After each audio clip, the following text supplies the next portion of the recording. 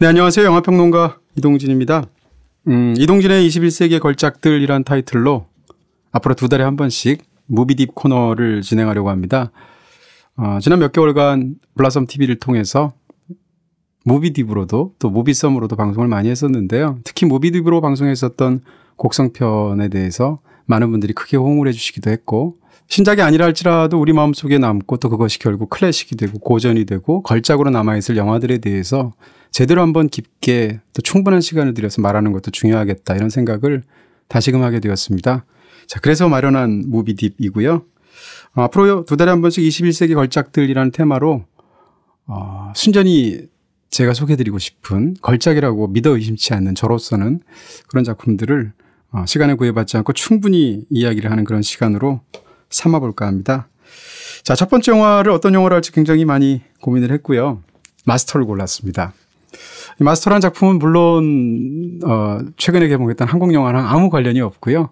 제목만 같을 뿐인데 폴 토마스 앤더슨 감독의 2012년작입니다. 보신 분들도 많고 또 좋아하시는 분들도 많은데, 그동안 사실은 이 마스터라는 영화가 참 좋긴 좋은데 나 스스로도 이게 왜 좋은지를 잘 모르겠다, 혹은 이게 무슨 의미인지를 잘 모르겠다 등등 물어보시는 분들이 저한테서 굉장히 많으셔서 특별히 첫 번째 영화로 골랐습니다. 일단 마스터라는 영화는 저한테 무척이나 슬프면서도 처연하기도 하고 또 쓸쓸하기도 하고 아름답기도 하고 정말 불가사의한 매력이 있는 걸작이라는 생각을 굉장히 많이 하고 있습니다. 오늘 이제 이 시간 동안 이제 이 영화에 대해서 말씀을 드릴 텐데, 먼저 순서를 간단히 말씀을 드린다면 초반에 이제 들어가는 부분에 대해서 약간의 이야기를 드릴 수 있을 것 같고요. 그리고 영화의 내용에 대해서 집중적으로 말씀을 드리고, 그리고 나서 어떤 형식적인 측면, 그리고 마지막으로 폴 토마스 앤더슨 감독의 전체 작품 세계에서 이 작품이 차지하고 있는 맥락, 위치, 이런 것에 대한 부분들을 말씀드리는 식으로 진행을 해볼까 합니다. 당연히 스포일러 엄청나게 들어가 있는 방송이고요. 이것을 만약에 마스터라는 영화를 보지 않은 상태에서 보시게 되면 이해가 안 가시는 부분도 많을 수 있습니다.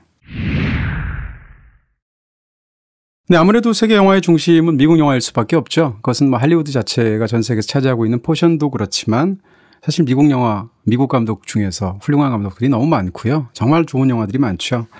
가장 좋아하는, 현재 활동하는 미국 감독 꼽으라고 하면 그 중에 하나가 바로 폴 토마스 앤더슨입니다. 무척이나 좋아하는 감독이고요. 이 폴 토마스 앤더슨 감독은 제가 처음 알게 된 게 1997년도에 뉴욕에 출장 가서입니다. 다른 일 때문에 출장을 갔는데 현지의 신문을 보는데, 현지 신문에 이 부기 나이트라는 영화에 대한 평가가 올랐는데, 그 평을 읽어보는 순간 영화가 너무 보고 싶어졌던 거죠.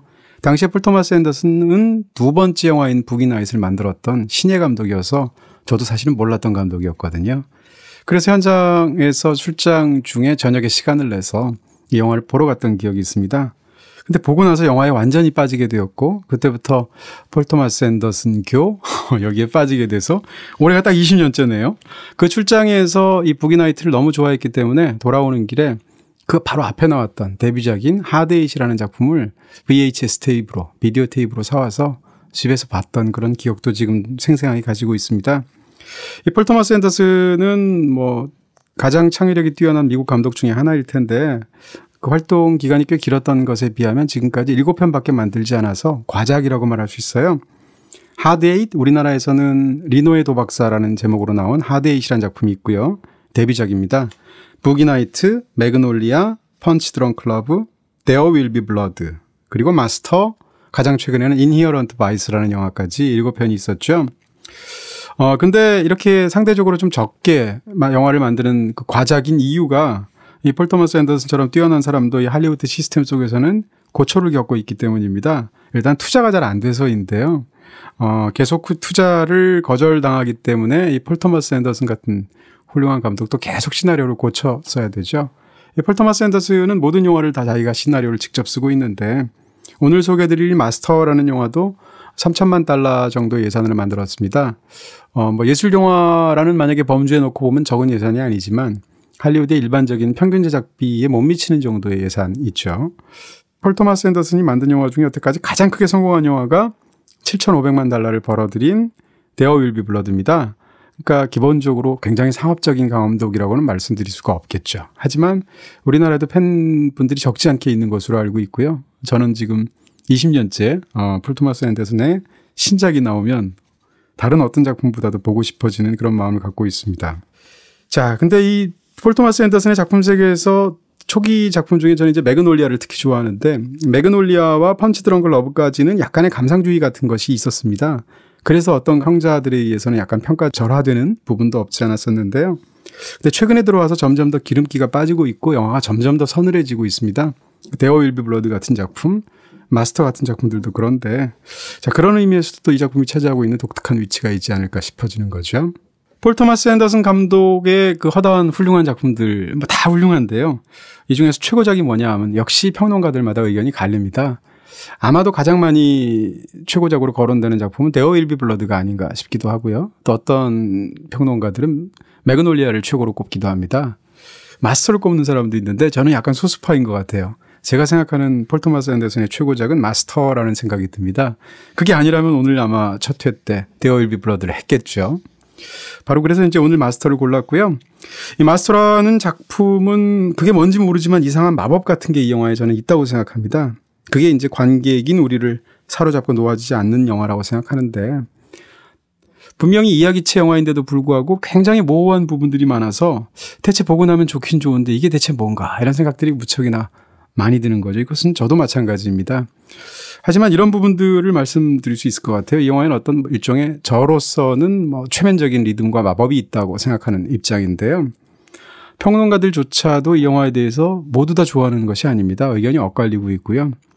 뭐 자꾸 하셨지만 가장 유명한 영화 평론가라고 할 수 있는 로저 에버트 같은 사람은 별점 4개 만점에 2개 반을 줬어요, 이 영화에.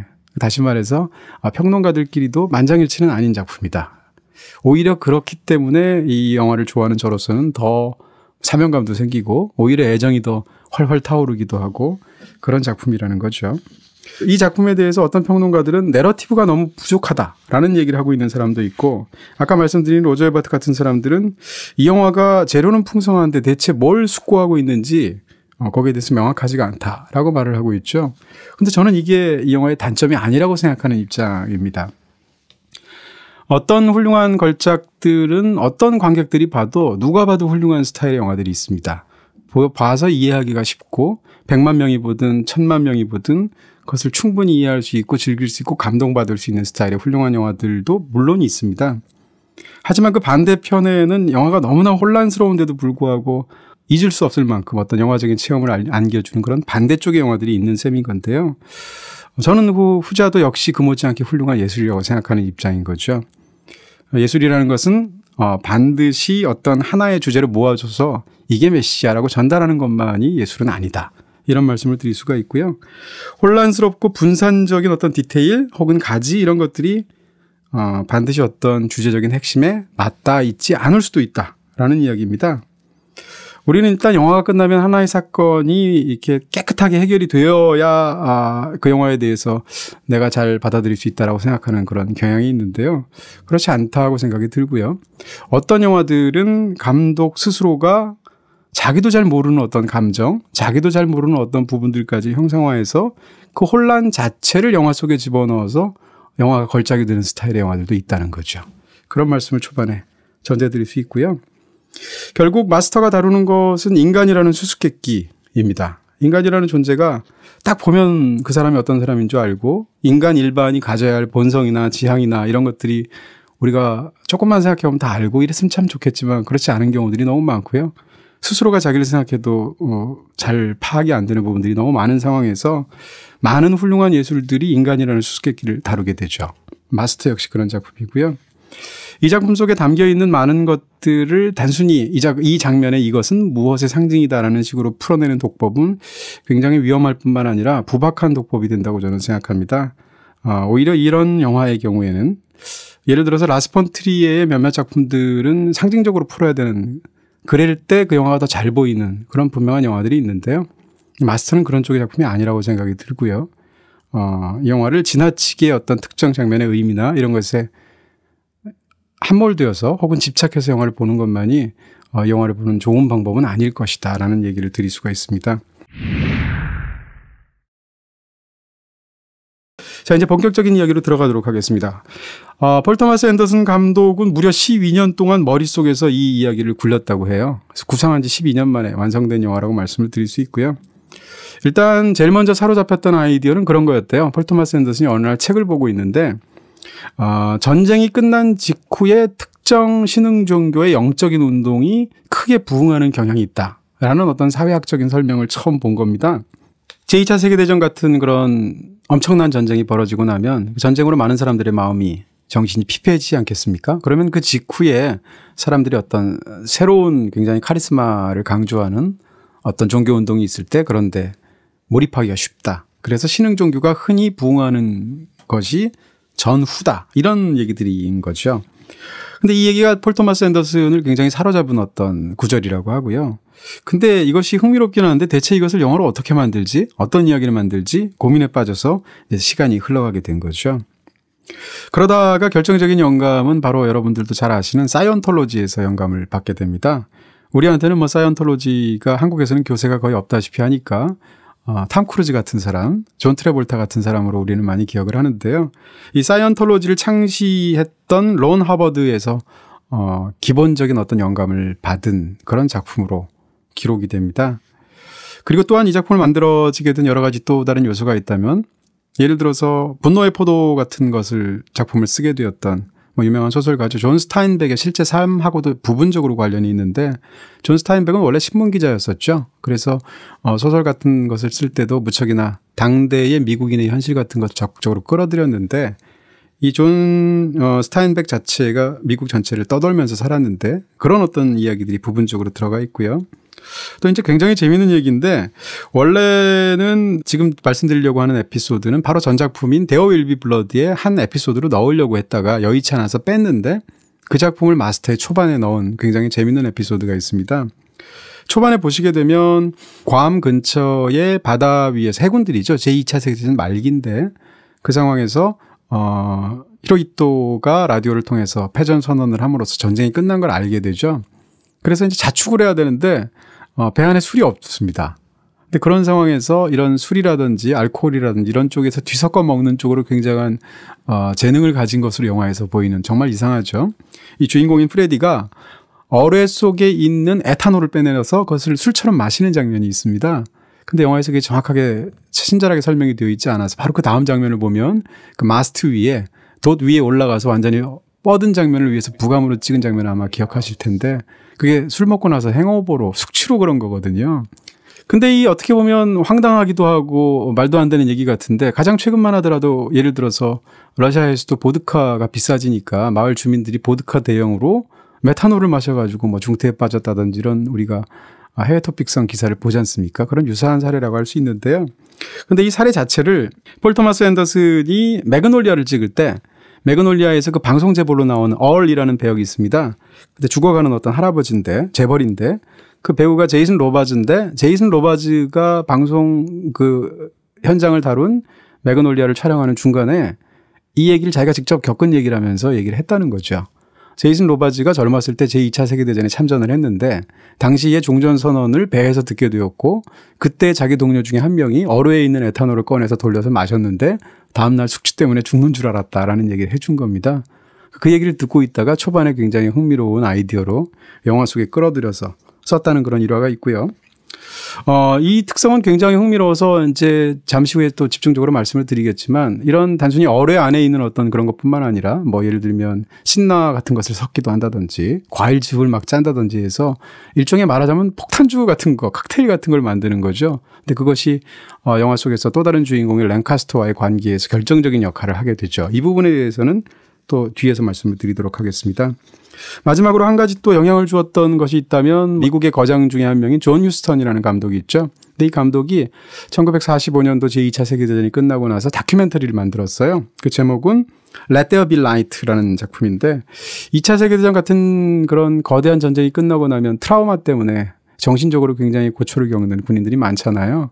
그런 군인들의 이 어떻게 일상에 복귀할 수 있는가라는 그 치료 과정 이런 것들을 집중적으로 다 다룬 다큐멘터리인데 영화 마스터를 보시면 초반에 그 과정들이 나오죠. 그런 데서 이 프레디라는 인물을 만들고 또 그 군인들을 치료하는 모습을 담았다. 이렇게 말씀드릴 수 있습니다. 뭐 이런 부분에 대해서 혹시 또 더 많이 알고 싶으신 분이라면 우리 생애 최고의 해라는 굉장히 또 유명한 할리우드 영화가 있죠. 바로 이 주제를 다룬 작품이고요. 궁금하시면 또 그 영화를 보시는 것도 좋을 것 같습니다. 자, 이제 배우들에 대한 이야기를 해야 될 것 같은데 마스터는 영화의 모든 부분에서 다 훌륭한 정말 기적 같은 영화라고 저는 개인적으로 생각하는데 그중에 하나가 뭐 당연히도 이 영화에서 연기를 하는 배우들이라고 말씀드릴 수 있겠습니다. 특히 두 배우가 정말 신들린 것 같은 연기를 보여주는데 한 명은 프레디 역을 맡은 와킨 피닉스고 또 한 명은 랭카스터 역을 맡은 필립 시모 호프만이죠. 둘 다 저는 위대한 배우라고 생각하는데요. 근데 이 두 사람의 연기를 가만히 이 영화에서 비교해 보시면 두 사람의 연기가 굉장히 대조되어 있습니다. 배역도 대조되어 있지만 다시 말해서 필립 시모 호프만이 아주 절제된 계산적인 연기를 그렇게 여기서 훌륭하게 해냈다고 한다면 이 와킨 피닉스 같은 경우에는 스스로를 굉장히 불안정하게 풀어놓고 흔들리는 것을 용인하는 방식으로 연기를 하고 있습니다. 이런 부분들이 캐릭터하고 너무 잘 맞아서 영화에서 훌륭하게 발현이 됐다는 얘기인데요. 네, 둘 모두 정말 훌륭한 배우들인데 이 영화에서는 아무래도 더 두드러지는 것은 와킨 피닉스일 것입니다. 와킨 피닉스는 진짜 훌륭한 배우인데 와킨 피닉스 모든 작품 중에 가장 잊을 수 없는 연기를 하나만 골라라면 저는 현재까지는 마스터인 것 같아요. 이 영화를 보시면 와킨 피닉스한테 정말 감탄하거나 질리거나 이런 느낌을 받으실 수 있을 것 같고요. 이해의 아카데미 나무 주연상 후보에 올랐습니다. 근데 수상에는 실패했었죠.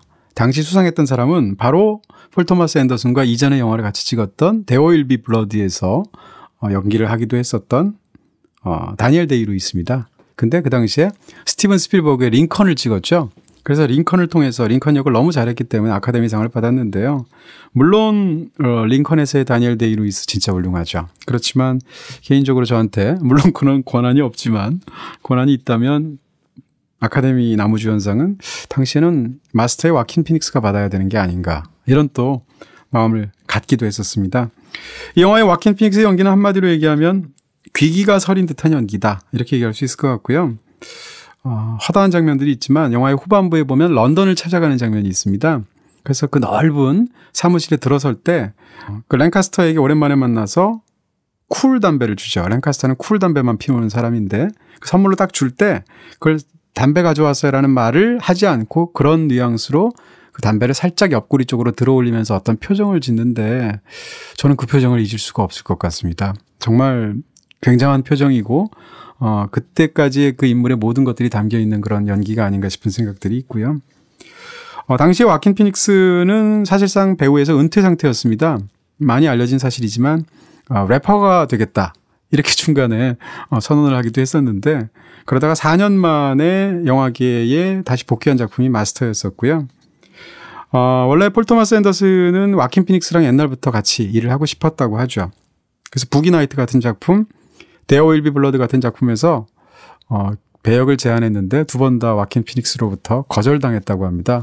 그래서 두 사람이 최초로 함께한 작품이 바로 더 마스터가 됐죠. 이 마스터는 사실 와킨 피닉스라는 그 배우 자체가 이 영화를 보셔서 느낌도 오시겠습니다만 그렇게 호락호락하게 쉬운 세상 모든 사람하고 같이 인사 잘 지내고 잘하고 지내는 그런 사람일 거 아닌 것 같은 느낌이 분명히 있죠. 근데 실제로 이 래퍼에 도전하는 당시의 이야기를 다룬 다큐멘터리가 있는데요. I'm Still Here라는 작품인데 그 작품을 보시게 되면 와킨 피닉스가 얼마나 좀 괴팍하고 대중 앞에서 이렇게 나서기를 싫어하는 성격인지 같은 것이 담겨 있기도 합니다. 어쨌건 이 마스터를 찍으면서 연기를 할 때 처음에 일주일 동안은 이 배역을 제대로 연기하는 것을 이 배우 자체가 잡지를 못해서 굉장히 스스로가 불안해하고 힘들어하고 또 촬영분도 좋지 않았다고 그래요. 근데 이 폴 토마스 앤더슨은 와킨 피닉스를 믿기 때문에 그걸 그대로 내버려뒀다는 건데 한 일주일쯤 촬영이 지나고 나니까 어느 순간부터 완전히 프레디의 어떤 맥을 잡아서 이 영화에서 본 그런 연기를 시작하게 되었고 촬영장에서도 내내 프레디처럼 살았다는 거죠. 카메라가 돌지 않았을 때도.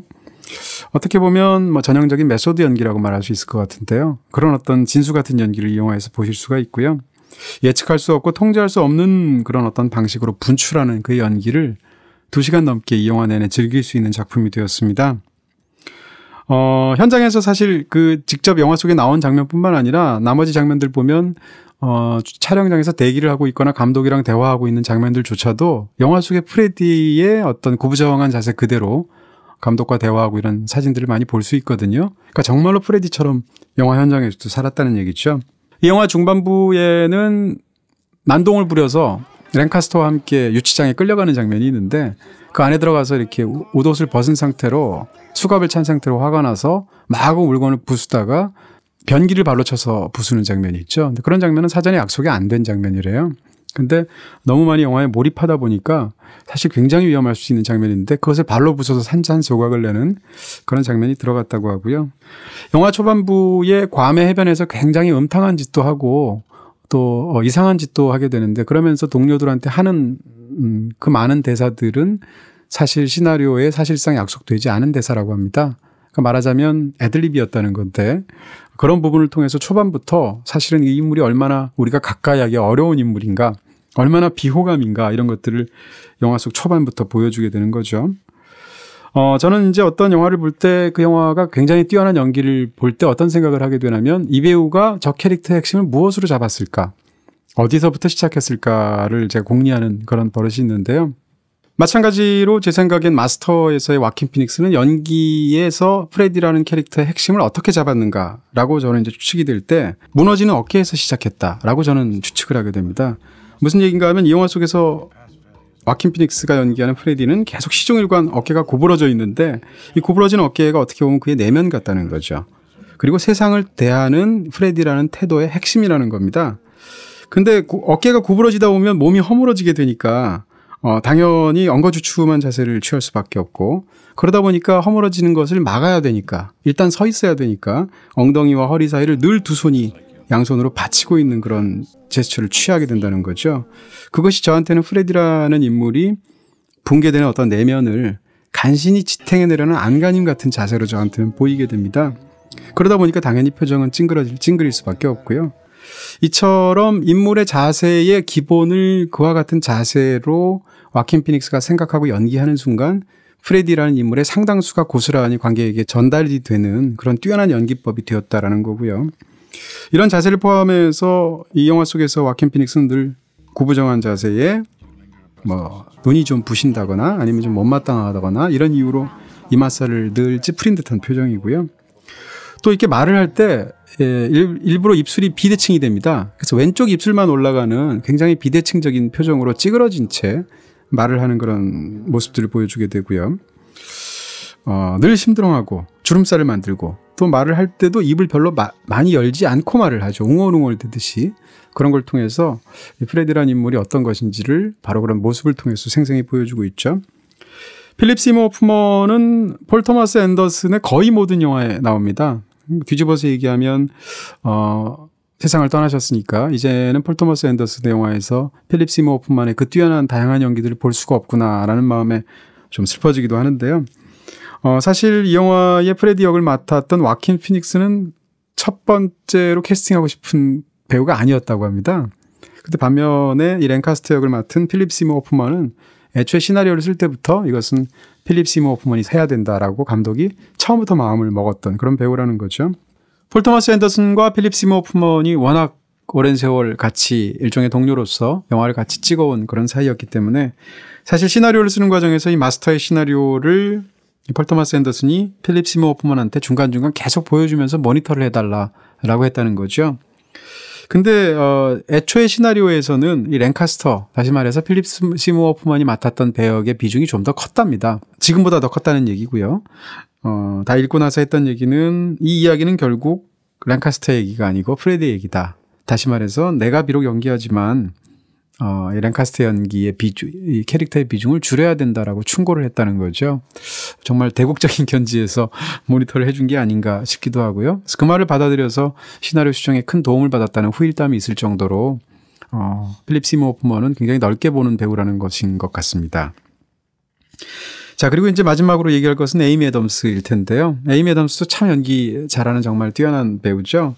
무엇보다도 우리가 이제 배우를 흔히 뛰어난 배우를 천의 얼굴이라는 말을 얘기하게 되는데 에이미 애덤스도 거기에 굉장히 잘 맞는 스타일의 배우라고 얘기할 수 있습니다.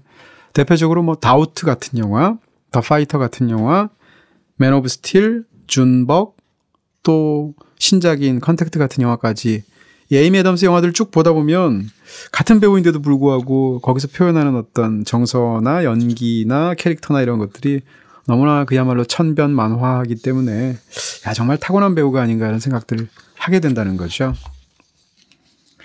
이 극 중에서 에이미 애덤스가 맡은 그 배역은 메리 역인데요. 메리 수 도드 역인데 이 메리 수 도드 역은 이 영화에서 아마도 가장 강력한 인성을 가진 캐릭터라고 말할 수 있을 것 같습니다. 가장 독하고 가장 강인한 사람인 것 같은데 영미 문학에서 이런 캐릭터로 가장 유명한 것은 물론 맥베스 부인이죠. 맥베스가 과연 모반을 실행해야 되는 건가를 굉장히 왕권에 대한 그런 욕망이 있음에도 불구하고 그것이 너무 큰 결과를 갖고 오기 때문에 두려워하고 있을 때 그것을 강인하게 뒤에서 요구하면서 남편을 밀어붙이는 그런 맥베스 부인 상이 영미문학사에 아마 있을 것입니다. 그런 어떻게 보면 맥베스 부인 같은 캐릭터가 이 영화 속에 등장하는 이 메리 수 도드가 아닌가 싶은 생각이 있죠. 이제 프레디에 관한 이야기를 본격적으로 하면서 이야기에 깊숙이 들어가 보도록 해보겠습니다. 이 영화는 당연히 프레디 퀘럴이라는 사람의 이야기인데요. 이 퀘럴이라는 성이 굉장히 독특한 성이죠. 이 퀘럴이라는 성 자체가 이게 진압, 가라앉힘, 살인, 죽음 이런 뜻을 갖고 있는 단어입니다. 다시 말해서 이 프레디 퀘럴이라는 이름을 들으면 그 자체로 굉장히 어둡고도 어떤 그 무거운 정서, 폭력적인 정서 같은 것이 이름에 담겨 있다는 얘기인데요. 이 프레디 퀘럴이라는 인물은 한마디로 전쟁의 상처 때문에 일종의 정신질환을 앓는 인물로 영화 속에서 초반에 설정이 되어 있는 것 같습니다. 바로 그와 같은 인물을 비슷한 시기에 신흥 종교를 만들게 되었던 랭카스터라는 인물로 이제 이어서 이 모든 이야기가 제대로 시작이 됐다고 말할 수 있는데요. 이 영화는 사실은 글로는 쉽게 이렇게 설정할 수 있지만 영화로는 굉장히 표현하기 어려운 어떤 난제를 만들어내게 됩니다. 한마디로 얘기해서 내면이 붕괴된 사람의 이야기, 다른 말로 하면 미친 사람이라고 말할 수도 있을 거고요. 그렇게 정신이 붕괴된 사람의 이야기를 과연 어떻게 이야기의 틀 속에 끌어들여서 제대로 시각적으로 영화할 수 있을 것인가의 문제가 있습니다. 근데 이제 정반대로 인간은 어떻게 보면 밑바닥에 놓여 있을 때 바닥을 칠 때 오히려 가장 정신적인 구원을 바란다고 볼 수도 있고 그런 면에서 본다면 이 이야기가 구원을 향한 드라마가 되기에는 어떻게 보면 최적의 조건 속에서 출발하는 그런 작품이라고 말할 수도 있겠죠. 이 프레디라는 사람은 초반에 그 선실에 들어가서 그 랭카스터와 대화하는 장면에서 잘 드러나듯이 정말 많은 걸 이미 경험한 사람이죠. 전쟁에서 살인을 저질렀고요. 그리고 또 자신의 고모와 근친상간을 저질렀습니다. 반면에 또 다른 구석에는 어떤 놓쳐버린 굉장히 순수한 사랑의 아픔을 갖고 있는 어떻게 보면 병적이면서도 폭력적인 인물일 텐데요. 우리가 이제 관객의 입장에서 보면 주인공에게 마음이 갈 수밖에 없는데 이 영화는 보다 보면 주인공에게 마음이 가기가 굉장히 어렵죠. 왜냐하면 주인공은 굉장히 혐오스러운 인물이기 때문에. 근데 이렇게 말씀드릴 수 있을 것 같습니다. 우리가 만약에 이 프레디 퀘럴이 친구다 그러면 제 개인적으로는 이런 사람을 옆에 친구로 전혀 같이 우정을 나누고 싶지 않은 마음이 들죠. 왜냐하면 주변에서도 너무 힘든 사람이고 혐오스러운 부분들도 있고 근데 이게 단순히 친구가 아니라 관객 입장에서 보면 이 모든 서사의 중심에 자리 잡은 주인공이라는 거죠.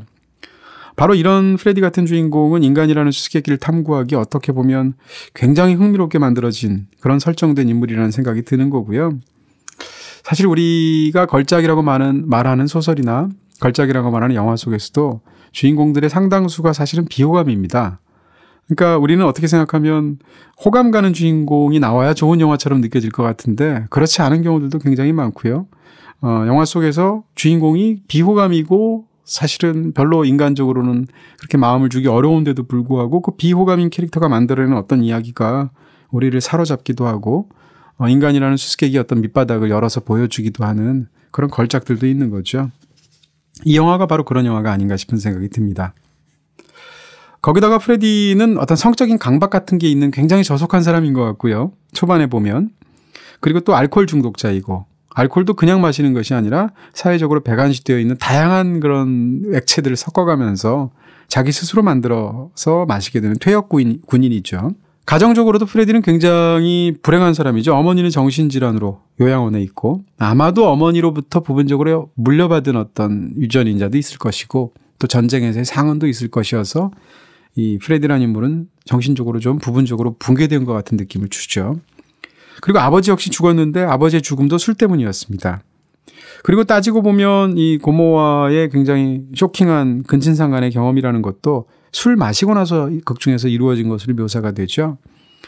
그리고 이 영화에서 랭커스터와의 그 모든 일들도 랭커스터와 가까워지게 된 것도 바로 그가 만들어낸 일종의 칵테일, 폭탄주, 술 때문이었습니다. 그런 측면에서 본다면 극 초반에 전쟁이 끝나고 나서 사회에 복귀해서 이 사람이 가졌던 최초의 직업이 사진사로 나오지 않습니까? 백화점 한 구석에서 코너를 설치하고 사진을 찍어주게 되는데 그렇게 양복을 입고 웃으면서 호객을 하고 그러면서 사진을 찍는 사진사 역할은 사실은 프레디 퀘일이라는 사람한테 어울리지 않는다는 것은 영화의 초반만 봐도 알 수 있는 상황이죠. 아니나 다를까 영화에선 금방 싸우고 그 일을 때려치우게 되죠. 그리고 미국 전역을 떠돌게 됩니다. 이 프레디가 다양한 음료들을 섞어서 알코올들을 마시는 그런 닥치는 대로 막 섞어 마시는 스타일의 사람이다라는 그런 설정 속에 그리고 또한 초반의 설정 속에 이미 이 프레디라는 사람이 한 곳에 정주하지 않는 속성을 지닌 사람이다라는 걸 알 수 있을 텐데요.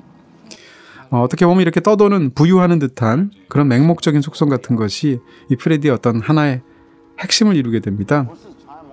술 자체도 매번 다르게 만들죠. 그래서 어떤 그렇게 섞은 술을 랭카스터가 굉장히 좋아해서 야, 한 잔 더 달라고 하니까 똑같은 걸로는 못 만들어도 더 좋은 걸로는 만들 수 있죠 라고 이렇게 말을 하게 되는데 본인 스스로도 이렇게 계속 바꾸어서 정주하지 않고 그걸 변주해 가면서 어떻게 보면 즉흥적으로 살아야 하는 사람인 거죠. 그런데 이 인물을 우리가 마음을 주게 되기도 하고 또한 이런 어떻게 보면 굉장히 혐오스럽고 내면이 붕괴된 인물임에도 불구하고 그 마음 속에는 또 이상한 그 상실된 순수가 있습니다. 바로 도리스라는 여자인데요. 이 내밀한 마음 깊숙이 도리스라는 너무너무 사랑했던 그런 일생일대 여자를 버렸던 결국은 자신이 지켜내지 못했으니까 약속을 그런 아픔을 지니고 있죠. 어떻게 보면 이 영화를 다 보고 나면 그렇게 도리스를 자기가 떠났던 그 경험 때문에 이 인물이 붕괴가 시작된 것이 아닌가 이런 느낌을 받게도 됩니다. 결국은 뭐 도리스는 극 중에서 상실된 순수 같은 그런 느낌을 강렬하게 주는 것인데요. 바로 이런 한쪽에는 상실된 순수가 있고 다른 쪽에는 살인도 있고 근신상간도 있고 수많은 그가 저지른 뭐 악행이나 행동들이나 이런 것들이 있는 거죠. 그 양자 사이에서 이 인물은 자기 혐오를 겪고 있습니다. 또 한 가지 프레디에 대해서 얘기할 수 있는 것은 바다에서는 편안하지만 땅에서는 혼란스러워지는 인물이다라는 것이 영화 속에서 집중적으로 묘사되는 것을 거론할 수 있을 것입니다.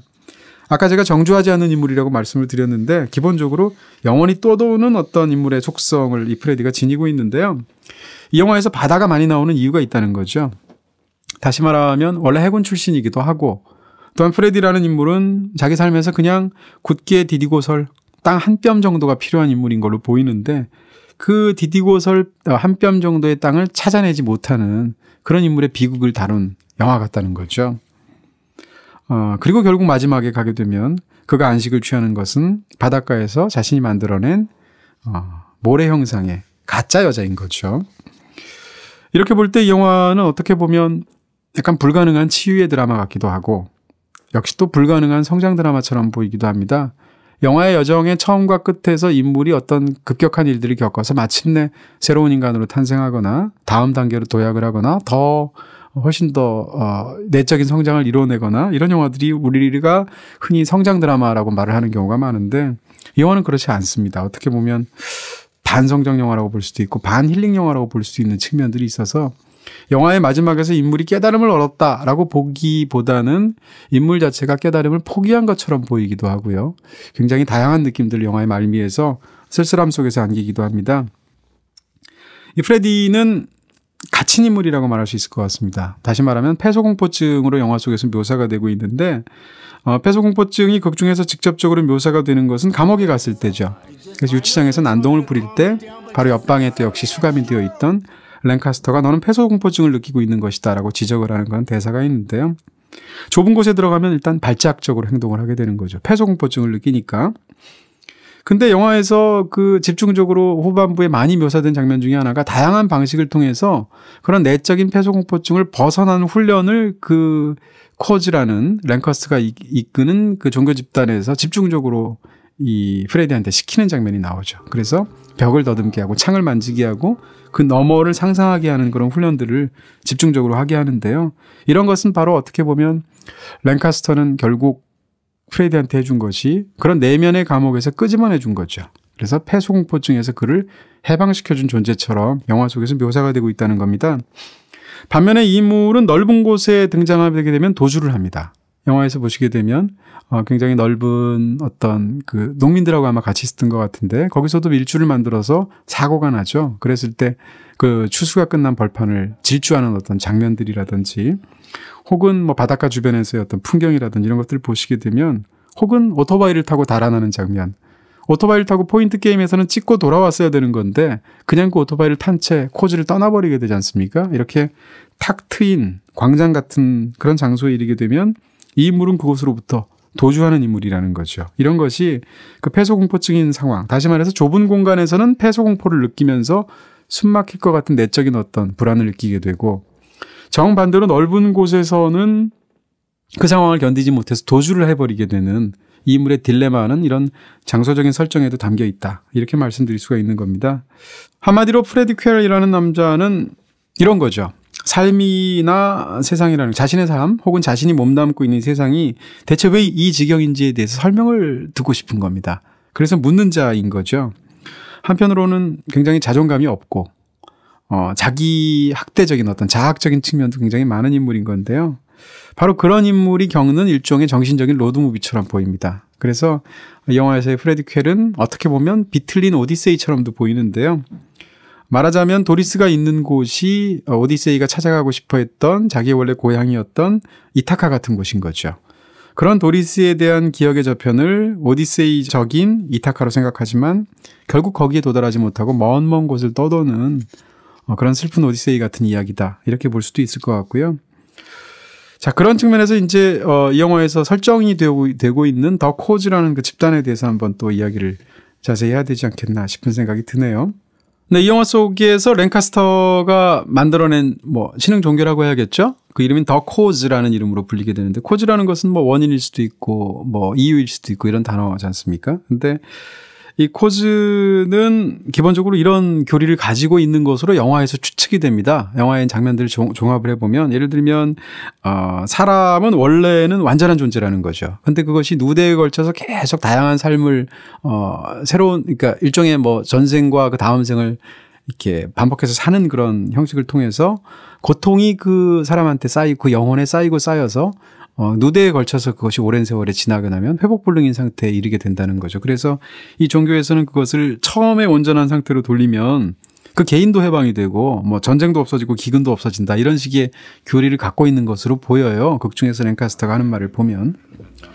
바로 그렇기 때문에 이 종교의 모든 입장은 이제 과거를 캐나가는 방식으로의 어떤 수련법 이런 것들이 영화에서 중요하게 되는데 사실 이런 부분들은 그 사이언톨로지라는 종교에서 그 신앙체계 자체를 다이어네틱스라는 말로 부릅니다. 사이언톨로지에 말하자면 이론체계라고 할 수 있을 텐데 그런 다이어네틱스의 초기 형태하고 좀 비슷한 부분들이 있다. 예를 들면 식이요법이라든지 뭐 전생에 대한 치료라든지 혹은 뭐 신체 단련법이라든지 이런 것들인데요.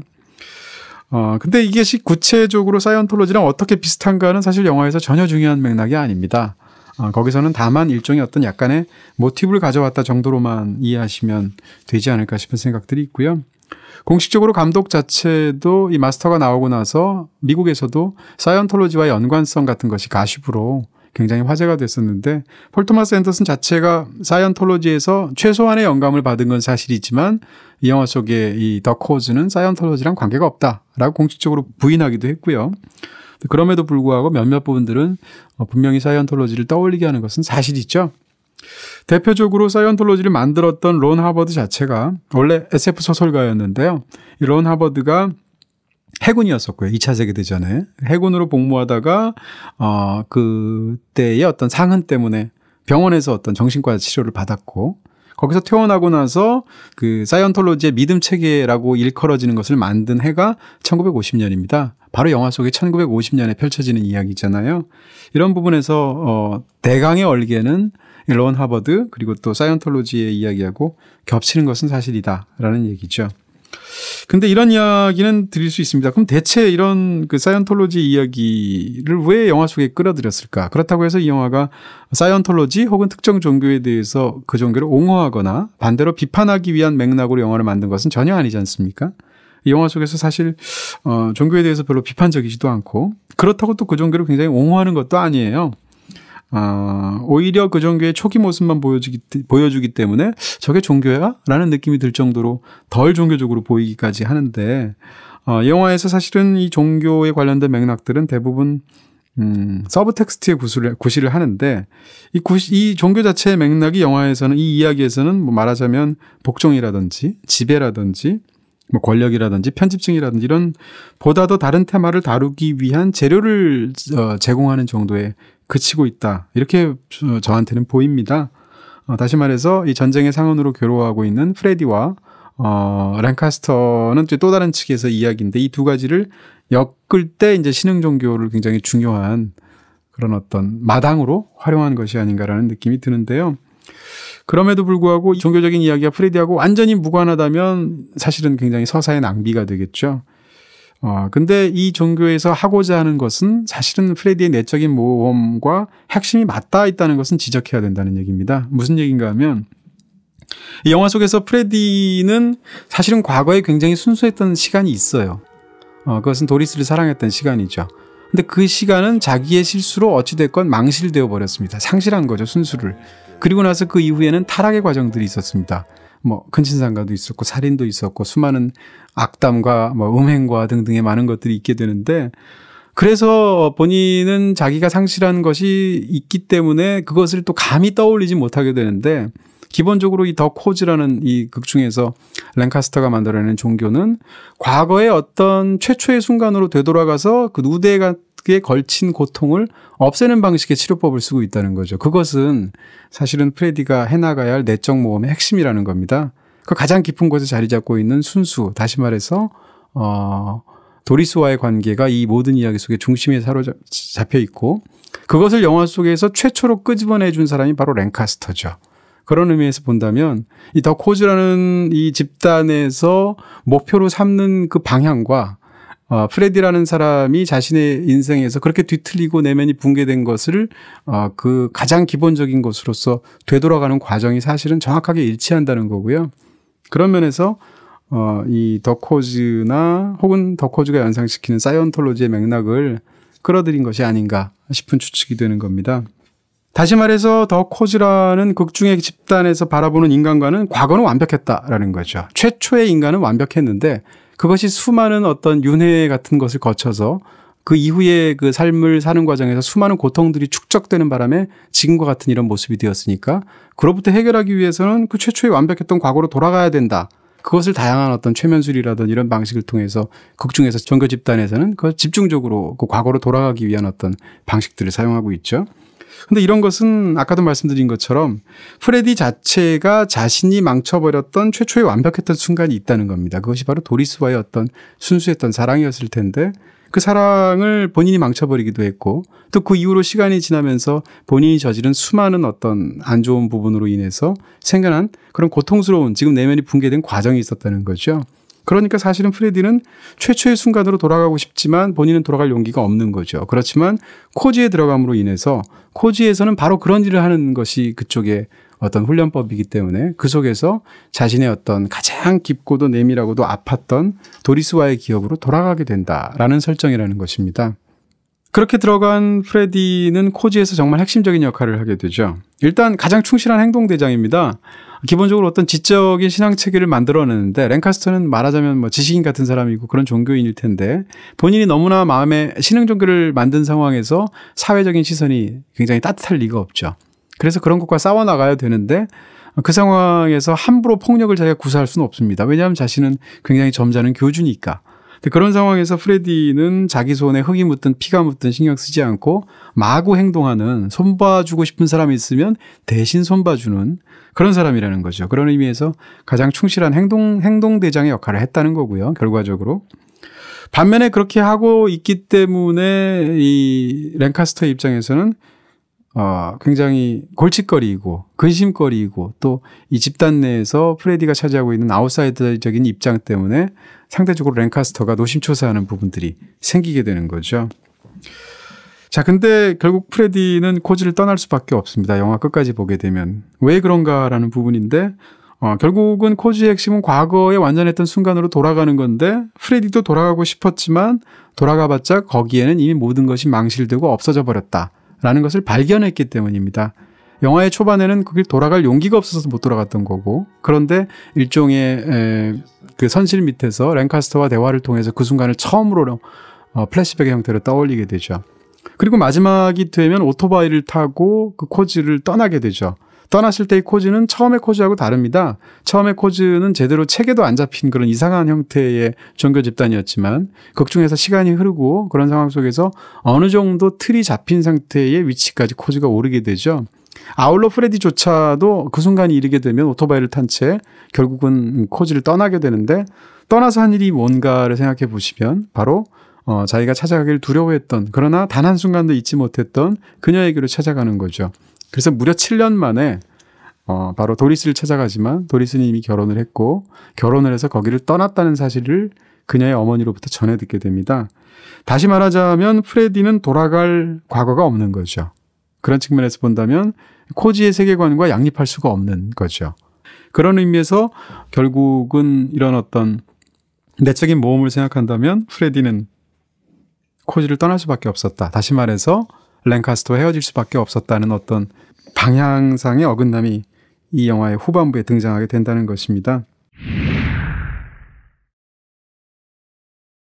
자, 이런 그 부분에서 굉장히 흥미로운 것이기도 하고 폴 토마스 앤더슨이 참 좋아하는 주제이기도 한 것이 바로 집단과 개인의 문제인데요. 랭카스터는 이제 이 영화의 제목이 마스터라고 했을 때 그 마스터가 누구냐라고 했을 때 처음에 이 마스터는 바로 랭카스터 도드로 보입니다. 프레디는 그 랭카스터 도드라는 사람이 만들어낸 코즈라는 집단의 외부로부터 들어온 아웃사이더인 거죠. 그러면서 이제 벌어지는 이야기를 영화가 집중적으로 아웃사이더가 하나의 어떤 작은 컬트적이기도 하고 섹트적이기도 한 어떤 집단 속에서 어떠한 궤적을 만들어내느냐라는 것은 폴 토마스 앤더슨이 굉장히 좋아하는 이야기입니다. 후반부에 말씀드리겠지만 부기나이트 같은 영화가 대표적인데요. 자, 이 관계 속에서 이 모든 이야기는 결국 핵심은 두 남자의 관계가 되겠죠. 랭카스터와 프레디의 관계가 될 텐데 이 두 사람은 철저하게 대조가 되어 있고 심지어 두 배우도 아까 말씀드린 것처럼 연기 스타일도 굉장히 상반된 방식으로 소화를 해내고 있습니다. 그럼 이제 이렇게 물을 수가 있겠죠. 랭카스터와 프레디에게 서로는 무엇이었나 이런 건데요. 이 관계는 어떤 면에서 보면 처음에는 굉장히 수직적으로 보였습니다. 왜냐하면 그 정신세계 자체가 비교가 안 되게 보이는데 한 사람은 자기의 추종자를 이끌고 집단을 만들어내는 어떤 종교 지도자고 다른 한 사람은 누구하고도 친할 수 없이 떠도는 내면이 붕괴된 아웃사이더 떠돌이에 불과한 거죠. 그러니까 이 영향관계는 당연히도 랭카스터로부터 프레디로 일방적으로만 이어지는 것처럼 사실은 보이는 설정인데 그렇지 않다라는 것입니다. 이 둘의 관계는 어떻게 보면 약간 신과 인간의 관계처럼 보이기도 하고요. 두 사람의 관계가. 또 어떻게 보면 일종의 유사 부자 간의 관계처럼 보이기도 합니다. 말하자면 랭카스터는 일종의 아버지고 프레디는 일종의 아들처럼 보인다라는 부분도 있고요. 또는 어떻게 보면 랭카스터와 그 집단은 일종의 조건이고 프레디는 그 속에 들어간 변수처럼 보이는 일종의 실험적인 환경처럼 보이기도 합니다. 그리고 또 한 가지는 제 생각에 이 두 사람은 연인처럼도 보인다는 거죠. 이제 그런 얘기를 말씀을 드릴 텐데요. 자, 일단 아까 말씀드린 것처럼 프레디가 일방적으로 영향받는 것을 묘사하는 일방적인 관계처럼 보이지만 사실은 둘의 관계는 쌍방향이다라는 이야기를 드려야 될 것 같네요. 프레디가 일단 랭카스터에게 처음 어떻게 발탁되었는지를 한번 생각을 해보시면 밀주 제조 기술 그리고 사진을 잘 찍는 능력 이 두 가지가 있었다는 거죠. 그리고 또 한 가지는 후반부부터 나오게 되는 행동대장으로서 골칫거리들을 해결해주는 능력 이 세 가지였던 것입니다. 그 랭카스터 입장에서 보면 프레디가 굉장히 필요한 사람이었다는 건데요. 일단 첫 번째로는 랭카스터는 지금 자기가 어떤 교리체계를 만들어낸 거죠. 근데 이 교리체계가 제대로 효험이 있다.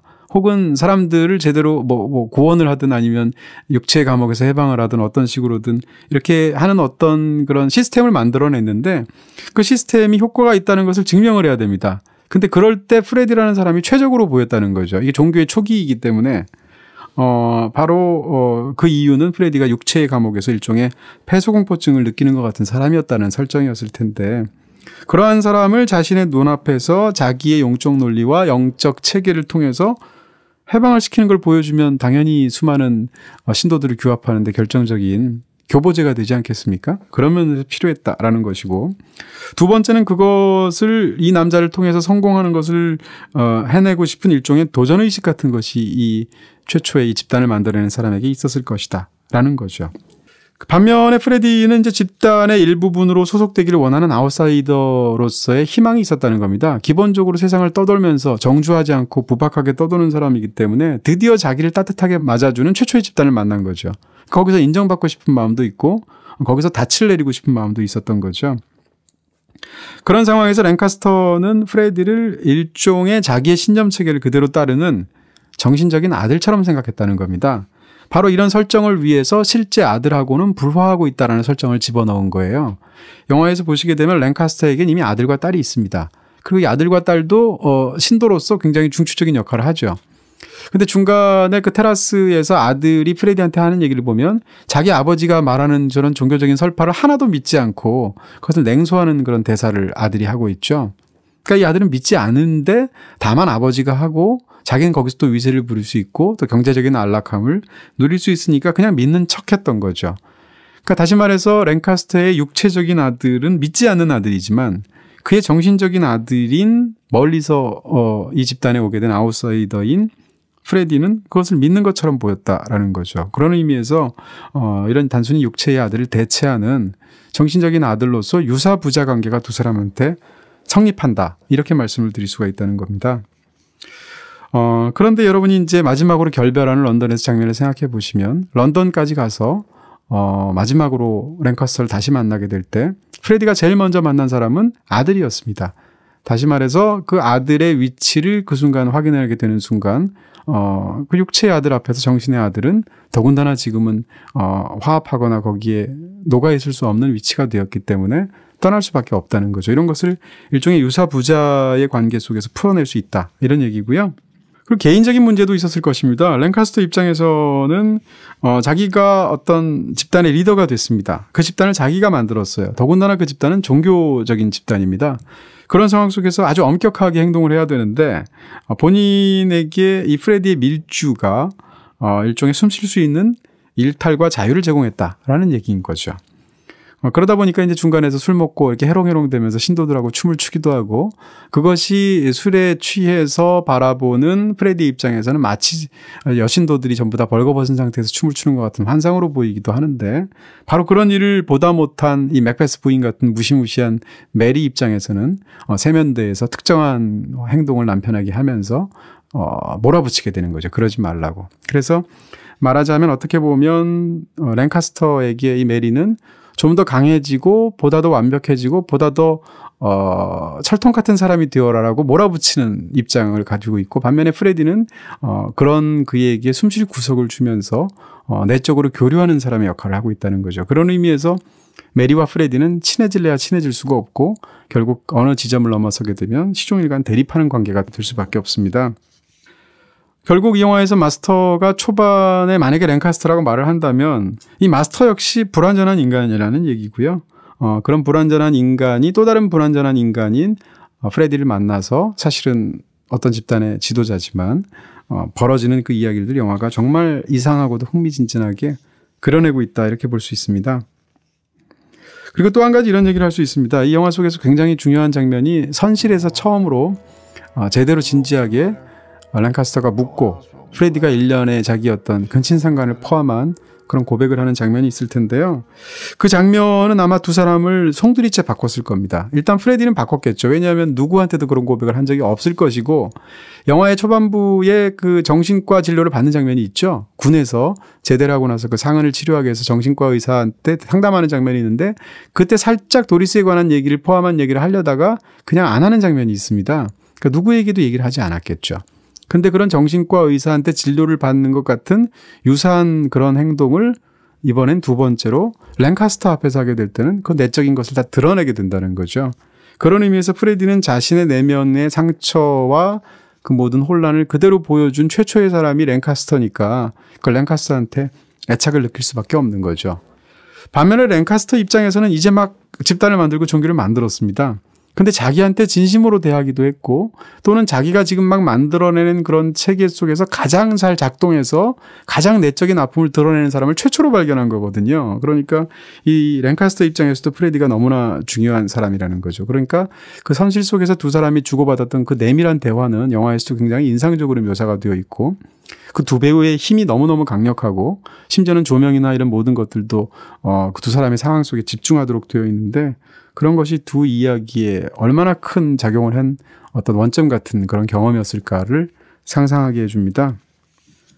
네, 바로 그 부분에서 그 장면을 좀 더 말씀을 드려야 되겠다는 생각이 듭니다. 근데 여기에 관해서 일단 제가 굉장히 인상적으로 읽은 폴 토마스 앤더슨의 인터뷰 내용이 있는데요. 폴 토마스 앤더슨이라는 이런 걸출한 감독은 대체 영화를 어떻게 처음 시작하는 걸까라는 부분입니다. 근데 폴 토마스 앤더슨의 인터뷰에 따르면 시나리오를 쓸 때 일단 본인은 대화에서 시작한다는 겁니다. 놀랍게도. 그 대화라는 것은 어떤 건가 하면 어떤 중요한 두 인물을 아주 기본적인 설정만으로 만들어내고 구체적인 설정을 하지 않고 그런 다음에 그 두 인물을 상상 속에서 대화를 시킨다는 거죠. 그래서 두 인물을 대화를 시키게 하면 한쪽이 물어보면 한쪽이 답하는 형식이 될 거고 그 대화를 시나리오를 쓰다 보면 폴 토마스 앤더슨 자체가 시나리오를 자기가 쓰면서도 이 두 인물은 이런 인물이었구나 라고 자기가 이해하게 된다는 거죠. 그 대화로부터 오히려 캐릭터를 만들어낸다는 것이고요. 그로부터 다시 이 모든 이야기를 만들어내는 그런 굉장히 독특한 과정으로 시나리오를 쓴다고 본인이 인터뷰 때 밝힌 적이 있습니다. 바로 그랬을 때 그렇게 처음 이 마스터에서 구상한 대화가 그 선실 장면이었다는 거죠. 그래서 그 선실에서 자신 처음엔 굉장히 껄렁해 보이고 심지어는 지저분해 보이고 그랬던 남자가 자기 어떤 굉장히 아무에게도 얘기하지 않을 것 같은 그 내밀한 진실을 드러내고 그 모습을 바로 앞에 있는 랭카스터가 보고 그 대화를 쓰는 순간 이 모든 이야기가 탄생했다. 라고 볼 수도 있죠. 바로 그런 의미에서 마스터를 보시면 지금 말씀드리는 이 장면이 아마도 관객들한테는 잊혀지지 않는 그런 부분으로 남아있는 이유를 짐작하실 수 있을 것입니다. 그 장면이 배의 밑바닥에 해당하는 선실이라는 거. 그 다음에 그 배의 이름이 알레시아라는 배인데 이게 그리스어로 진실이라는 뜻이라고 해요. 그런 것도 사실은 이런 부분하고 깔려져 있는 장면일 것이고요. 이 장면은 영화적으로도 굉장히 흥미롭습니다. 일단 강렬한 클로즈업을 쓰고 있고요.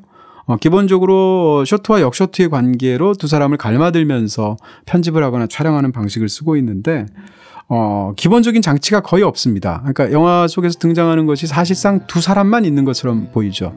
그래서 어떻게 보면 굉장히 신화적이면서도 원초적인 공간으로 보이고 거기서 듣는 자와 말하는 자만 존재하는 굉장히 강렬한 그런 미니멀적인 장면인 것이죠. 거기다가 이제 조명도 특정한 부분에서만 이렇게 비추기 때문에 얼굴에서 항상 한쪽은 음영에 이렇게 잠겨져 있는 모습들 같은 것을 볼 수도 있고 거기다가 이 두 배우의 연기력이 워낙 훌륭하기 때문에 이 정서적인 임팩트가 엄청난 명장면이 되었습니다. 이 장면까지 보고 나면 비로소 프레디 퀼이라는 지긋지긋하고 보기도 싫고 음담패설이나 하고 형편없어 보이는 주인공이 관객 입장에서는 마음이 가기 시작하죠. 어떻게 보면 이 장면부터 비로소 관객들의 마음이 열린다고나 할까요? 흥미로운 것은 이때 두 사람이 대화를 할 때 프레디는 답하는 사람이고 랭카스터는 묻는 사람이라는 그 관계가 굉장히 중요할 것입니다. 사실은 이 랭카스터가 만들어내는 코즈라는 것 자체가 물음의 종교인 거예요. 계속 신자들에게 이것은 이거야 라고 말하지 않고 그 사람이 직접 말하도록 계속 질문을 하는 형식으로 훈련을 하고 있는 그런 집단이라는 겁니다. 다시 말해서 랭카스터의 위력은 질문에서 나온다는 얘기고 랭카스터는 끊임없이 물음으로써 카리스마를 발휘하는 지도자다. 이렇게 말씀드릴 수 있고요. 결국은 자신 안에 뭔가 이렇게 엄청난 걸 갖고 있어서 그것을 이렇게 밝혀서 신도들이여 나를 따르라 이렇게 말하는 사람이 아니라 신자들 마음속 각각의 오래전 전생의 최초의 단계에서는 완벽한 그 무엇이 있었으니까 그것을 질문으로 떠올리게 하고 그것을 끄집어냄으로써 스스로 그것을 해결하게 하는 그런 방식의 훈련을 하고 있다는 얘기죠. 바로 그런 것이 이제 이 장면 속에도 묘사가 되고 있는데 두 사람이 이제 본격적으로 대화를 나눌 때 랭카스터는 계속 묻습니다. 그리고 프레디는 계속 답하면서 두 사람의 진짜 관계가 시작하는 건데요. 그런데 흥미로운 것은 이 영화의 끝부분에 가서 두 사람이 마침내 헤어지는 순간이 오게 되면 정반대가 되죠. 그때는 프레디가 묻습니다. 그리고 랭카스터가 답하게 되죠. 예를 들면 프레디는 이런 말을 런던에서 하죠. 내 꿈에서 우리가 만난 곳을 알아냈다고 했죠? 뭐 이렇게 질문한다든지 다음 생에서라면요? 뭐 이런 식으로 계속 질문을 하는데 거기에 대해서 랭카스터가 계속 답하게 되죠. 다시 말해서 질문하는 자와 대답하는 자의 관계가 후반부에 가게 되면, 종반부에 가게 되면 역전이 된다는 얘기고요. 그 역전이 되는 순간 두 사람은 이별의 순간을 맞게 된다. 이렇게 이야기를 드릴 수 있습니다.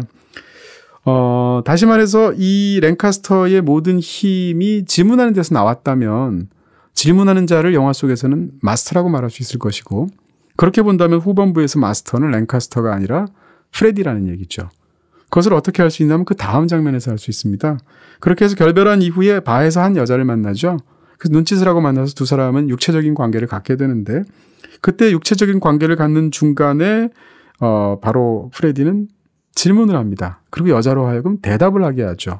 심지어는 그때 했던 질문들은 오래전 랭카스터가 했던 질문들입니다. 다시 말해서 그때 프레디는 랭카스터가 했던 마스터로서의 역할을 질문을 통해서 수행한다고 볼 수 있는 것이고요. 그런 측면에서 본다면 이 영화에서 마스터라는, 더 마스터라고 할 때 그 마스터는 누구냐라는 질문에 대해서 최초의 그 마스터는 랭카스터로 보였지만 영화의 마지막에 가면 그 마스터의 역할을 하고 있는 것은 정작 프레디다라는 어떤 역설을 담고 있는 이야기처럼 보입니다. 또한 아까 말씀드린 것처럼 이 이야기는 어떻게 보면 랭카스터는 굉장히 강력한 일종의 자장처럼 보입니다. 그리고 프레디는 거기에 들어간 변수, 변인 이런 것처럼 보이는데요. 개체로 당연히 보이는 거고요. 그러니까 그랬을 때 어떤 개체가 어떤 집단의 자장 속으로 들어갔을 때 그때 서로 작용하는 힘의 관계에 관한 영화 이야기처럼 보이기도 한다는 얘기입니다. 그러니까 어떤 거대하고도 강력한 힘을 가진 어떤 그런 흡인력을 갖고 있는 집단이 있고 거기에 어떤 사람이 있는데 그 속에 어떤 떠도는 아웃사이더가 들어갔을 때 과연 어떤 일이 벌어지는가를 지켜보는 그런 구성을 이야기가 갖고 있다는 얘기죠.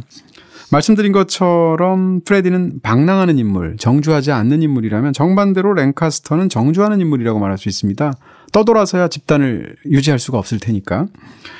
근데 이제 둘이 처음에 어디서 만나는가라는 것도 굉장히 흥미롭게 보이는데요. 두 사람이 처음에 만나는 곳은 배였다는 거죠. 아까 제가 초반에 말씀드린 것처럼 프레디는 육지에 서면 불안해지는 사람입니다. 그리고 바다 위에 있을 때 편안해지는 사람이거든요. 근데 바다 위에 있으면 필연적으로 떠돌 수밖에 없겠죠. 바로 그런 측면에서 두 사람의 어떤 교묘한 정가운데 접점에서 만난다고 볼 수 있는 것이 바로 바다에 떠 있는 배 위였다라는 얘기고요. 그렇게 해서 두 사람이 그 배에서 만나게 되는데 헤어질 때 보면 배가 아니라 굉장히 넓고 큰 완벽하게 정주를 할 수 있는 그런 런던의 건물에서 두 사람이 헤어지게 되는 것으로 대조가 되어 있죠. 그리고 두 사람이 처음에 가장 내밀하게 속을 터놓았을 때는 가장 좁은 선실에 거의 이마를 맞댈 정도의 좁은 공간이었다면 마지막에 두 사람이 헤어질 때는 두 사람 몇 명의 사람이 쓰기에는 너무 큰 엄청난 집무실에서 두 사람이 공간을 울려가면서 대화 끝에 헤어지게 되는 그런 공간적인 대조적인 맥락을 갖고 있습니다. 프레디는 기본적으로 뱃사람의 정체성을 갖고 있죠. 그래서 해군이기도 했고 극 중에서도 마지막 헤어지는 순간에 상대방의 랭카스터가 당신은 뱃사람이 아니냐, 마음대로 떠돌면서 사시오, 이런 식의 이야기를 하게 되는데요. 그런 면에서 보면 그 사람이 사진을 찍는다는 것은 굉장히 역설적인 직업이라고 할 수 있죠. 왜냐하면 사진이라는 것은 정지된 채 순간을 잡아두는 셈인데 마지막이 되면 헤어지는 순간에 부인인 메리가 찾아온 예전에 행동대장 역할이었던 프레디한테 그런 말을 하죠. 이제 당신의 사진 실력은 필요 없다라는 말을 하게 되는데 이것도 역시 마찬가지로 이와 같은 맥락 속에서 연결이 되어 있을 것입니다. 그리고 저한테는 더 흥미롭게 보이는 것은 바로 이것이 러브 스토리라는 거죠. 이 이야기는 프레디가 두 번의 이별을 겪는 이야기처럼 저한테는 보입니다. 두 번의 사랑에 실패하는 이야기처럼 저한테 보이는데 그 첫 번째 사랑은 도리스였다는 거고요. 두 번째 사랑은 랭카스터였다는 것입니다. 물론 제가 여기서 말씀드리는 사랑이란 건 광의의 의미에서의 어떤 사랑일 것인데요. 근데 이 첫 번째 사랑인 도리스는 영화 속에서 제대로 묘사되지 않죠. 플래시백을 통해서 문득문득 회상되는 어떤 과거의 완전했던 기억으로 묘사가 되는 부분이 분명히 있는데요. 어찌됐건 이와 관련해서 영화에서 굉장히 흥미롭게 묘사하고 있는 것은 바다의 포마를 묘사하는 세 번의 장면이 들어있다는 것입니다.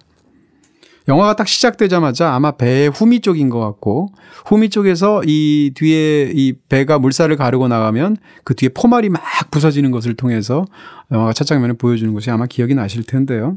근데 이 장면이 영화 속에 두 번이 더 나온다는 것입니다. 처음에는 2차 세계대전의 끝 무렵에 해군으로서 철모를 쓰고 햇빛에 눈을 부셔서 까무룩까무룩 눈을 떴다 감았다 힘겹게 눈을 뜨고 있는 그가 바라보는 배의 뒤에 부서지는 포말로서 첫 장면이 나왔을 텐데요. 두 번째는 언제였냐면 도리스가 노르웨이를 간다고 했죠. 근데 상부에서 갑자기 명령이 떨어져서 본인 스스로가 중국 상하이로 가야 됩니다. 그런 상황에서 급하게 밤에 찾아가서 꼭 돌아올 테니까 여기 있어라. 나는 상하이에 갔다 오겠다라는 말을 하게 되죠. 두 번째는 처음에는 도리스를 두고 영원히 같이 둘이 행복하게 살 것처럼 그렇게 말을 해놓고 갑자기 어느 순간 밤에 찾아가서 자기가 떠난다는 이야기를 하고 떠나게 되죠. 그래서 결국 상부에서 명령한 중국 상하이로 떠나게 되는데 그때 떠나는 배의 후미의 포마를 두 번째로 보여주게 됩니다. 그리고 마지막으로 런던으로 랭카스터를 프레디가 찾아갈 때 역시 그 찾아가는 배의 후미에서 역시 똑같은 포마를 보여주는 그 세 번의 포마이 등장하는 장면이 영화 속에 등장해요. 근데 이 세 번 중에서 육지를 보여주는 장면은 유일하게 두 번째 장면밖에 없습니다. 첫 번째 장면과 세 번째 장면에서의 포말은 포말 자체만 보여주고 있기 때문에 대체 어디로 그 배가 가고 있는 건지 적어도 그 쇼트 안에서는 해결이 되고 있지 않고요. 오로지 포말로 부서지는 바닷속에서의 어떤 혼란 같은 것만 영화가 보여주고 있다는 거죠. 근데 두 번째 장면에서 상하이로 떠날 때는 포말을 보여주던 카메라가 서서히 틸트업을 합니다. 서서히 카메라를 들어올려서 카메라가 바다를 비추고 조금 더 들어올리면 멀리 육지가 있는 것을 같은 쇼트 안에서 멀리 찍기 방식으로 보여주는 장면이 극중에 등장하게 된다는 거죠. 다시 말하면 첫 번째와 세 번째 장면의 그 바다 위에서 배를 타고 갈 때는 단순한 혼란상의 포말만 보여주었는데 왜 두 번째 중국 상하이를 갈 때는 배 후미에서 멀어지는 육지를 함께 잡아냈을까라는 문제가 있을 수 있겠죠. 제 생각은 두 번째 등장하는 그 육지는 바로 도리스가 있는 곳이기 때문입니다. 첫 번째와 세 번째와 달리 두 번째 쇼트에서는 그 포말에서 그 혼란상에서 눈을 들어서 사실은 그의 마음이 어디에 가 있는가, 그가 떠나는 것이 과연 무엇인가 라는 어떤 운명적인 순간을 남아있는 도리스를 비추는 후미의 어떤 그 앵글 속에서의 육지 장면으로 영화가 묘사하고 있다는 얘기죠. 바로 그런 측면에서 그 장면은 어떻게 보면 그렇게 떠날 수밖에 없었던 그의 마음을 담은 러브스토리의 굉장히 안타깝고도 운명적인 슬픈 순간이 그 장면에 담겨 있다고도 볼 수 있다는 얘기입니다. 어쨌건 이 세 번의 장면에서 바다를 비추는 장면은 굉장히 여러 가지가 있을 수 있겠죠. 일단 배를 타고 어디를 가면 선미가 아니라 배 앞에서 다가오는 육지를 찍을 수도 있는 것이고 또는 갈라지는 바다를 찍을 수도 있겠죠. 근데 그렇게 하지 않고 이 영화에선 집요하게 배 뒤에 흔들리는 굉장히 혼란스러운 후미의 물살을 보여준다는 것이죠. 그러니까 이 영화에서의 그 코즈라는 집단 자체가 그렇기도 하지만 프레디라는 사람의 내적인 모험 자체가 이 사람은 끊임없이 과거에 사로잡혀 있는 사람이라는 거죠. 그러니까 그 사람이 볼 수 있는 건 과거 흔적밖에 없고 그 과거 흔적은 지극히 혼란스러운 포말로 표현이 된다는 것입니다. 그런 측면에서 이 세 번에 겹친 그냥 리듬만 주는 것 같은 물결 장면들도 사실은 영화 속에서 굉장히 중요한 역할을 하고 있다. 이렇게 말씀을 드릴 수가 있을 것 같아요. 도리스의 이야기는 이제 파편적으로 영화 속에서 계속 등장하죠. 그리고 그런 도리스의 상처와 긴밀하게 관련되어 있는 것이 바로 두 번째 사랑 이야기라고 볼 수 있습니다. 바로 랭카스터와의 사랑 이야기라고 할 수 있을 텐데요. 두 사람의 사이는 스승과 제자의 사이처럼 보이기도 하고 한편으로는 연인처럼 보이기도 합니다. 그렇게 해서 만약에 이 랭카스터와 프레디의 사이를 연인과 유사한 관계라고 만약에 본다면 특히 에이미 애덤스와의 관계가 굉장히 쉽게 손 안에 들어오는 것 같은, 이해가 되는 것 같은 느낌을 주죠. 왜 에이미 애덤스는 그토록 차갑게 프레디를 후반부 이후에 대하게 되었는가라는 문제인데요. 그런 면에서 본다면 이제 랭카스터와 프레디 이야기는 굉장히 기이한 러브 스토리처럼 저한테는 보입니다. 일단 유치장에서 두 사람이 싸우는 장면을 보시게 되면 랭카스터는 이렇게 말하죠. 너한테는 나밖에 없잖아. 너를 아끼는 사람은 나밖에 없어. 이 주정뱅이 새끼야. 라고 말을 하게 되는데 이 말을 듣고 역시 또 프레디는 뭐라고 말하냐면 네 가족들 다 너를 싫어해. 나만 너를 좋아해. 라고 말을 하게 되죠.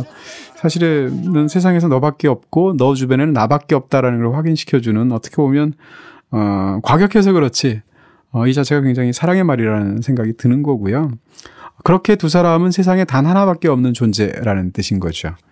제 말씀은 이제 두 사람이 동성애적인 사랑을 직접 육체적으로든 정신적으로든 나누었다라는 뜻은 전혀 아니고 두 사람의 내적인 관계는 사실상 사랑하는 사이로 보인다라는 뜻입니다. 좀 더 광의의 개념이 될 것 같은데요.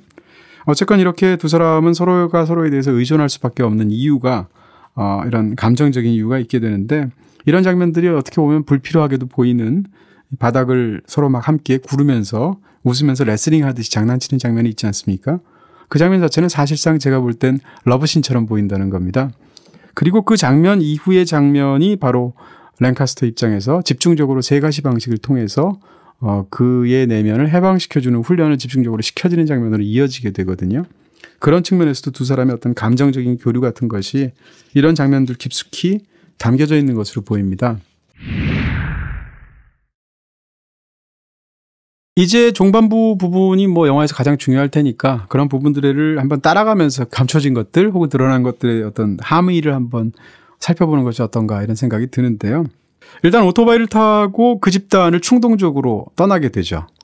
그런 떠나게 되는 걸 어느 순간 랭카스터가 알게 돼서 그것을 이제 손그늘을 하고 쳐다보는 장면이 그 장면의 마지막일 텐데 그리고 두 사람은 헤어졌죠. 시간이 좀 흐른 것으로 보이는데 극장에서 자다가 랭카스터의 전화를 받게 되는 장면이 영화 속에 등장하게 되고 그래서 이제 런던으로 찾아가게 되죠.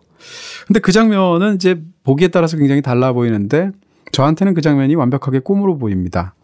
그 장면이 꿈이라고 말할 수 있는 이유는 그 전화를 연결해서 극장에서 캐스퍼를 보다가 전화를 끊고 나서 다시 잠에서 깨어나는 장면이 쇼트가 삽입되어 있다는 거예요. 그러니까 다시 말해서 앞에 전화를 받는 장면이 꿈이라는 것에 대한 묘사를 보여주는 쇼트로 그 다음 장면이 보인다는 얘기인데요.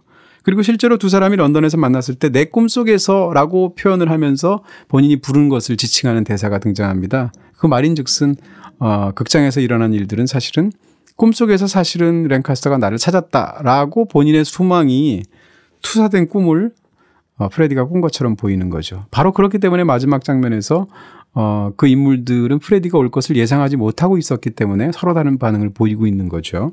일단 스토리상으로는 그렇게 보이고요. 그리고 그때 꿈속에서 랭카스터가 뭐라고 프레디한테 말을 하는가라는 부분인데 랭카스터가 이렇게 말을 하죠. 네가 꼭 필요한 일이 있어. 미친 사람들을 고쳐주는 일이야. 이렇게 말을 하게 되는데 이 말을 뒤집어서 얘기를 하면 이 일은 원래 랭카스터가 프레디한테 해준 일이라는 거죠.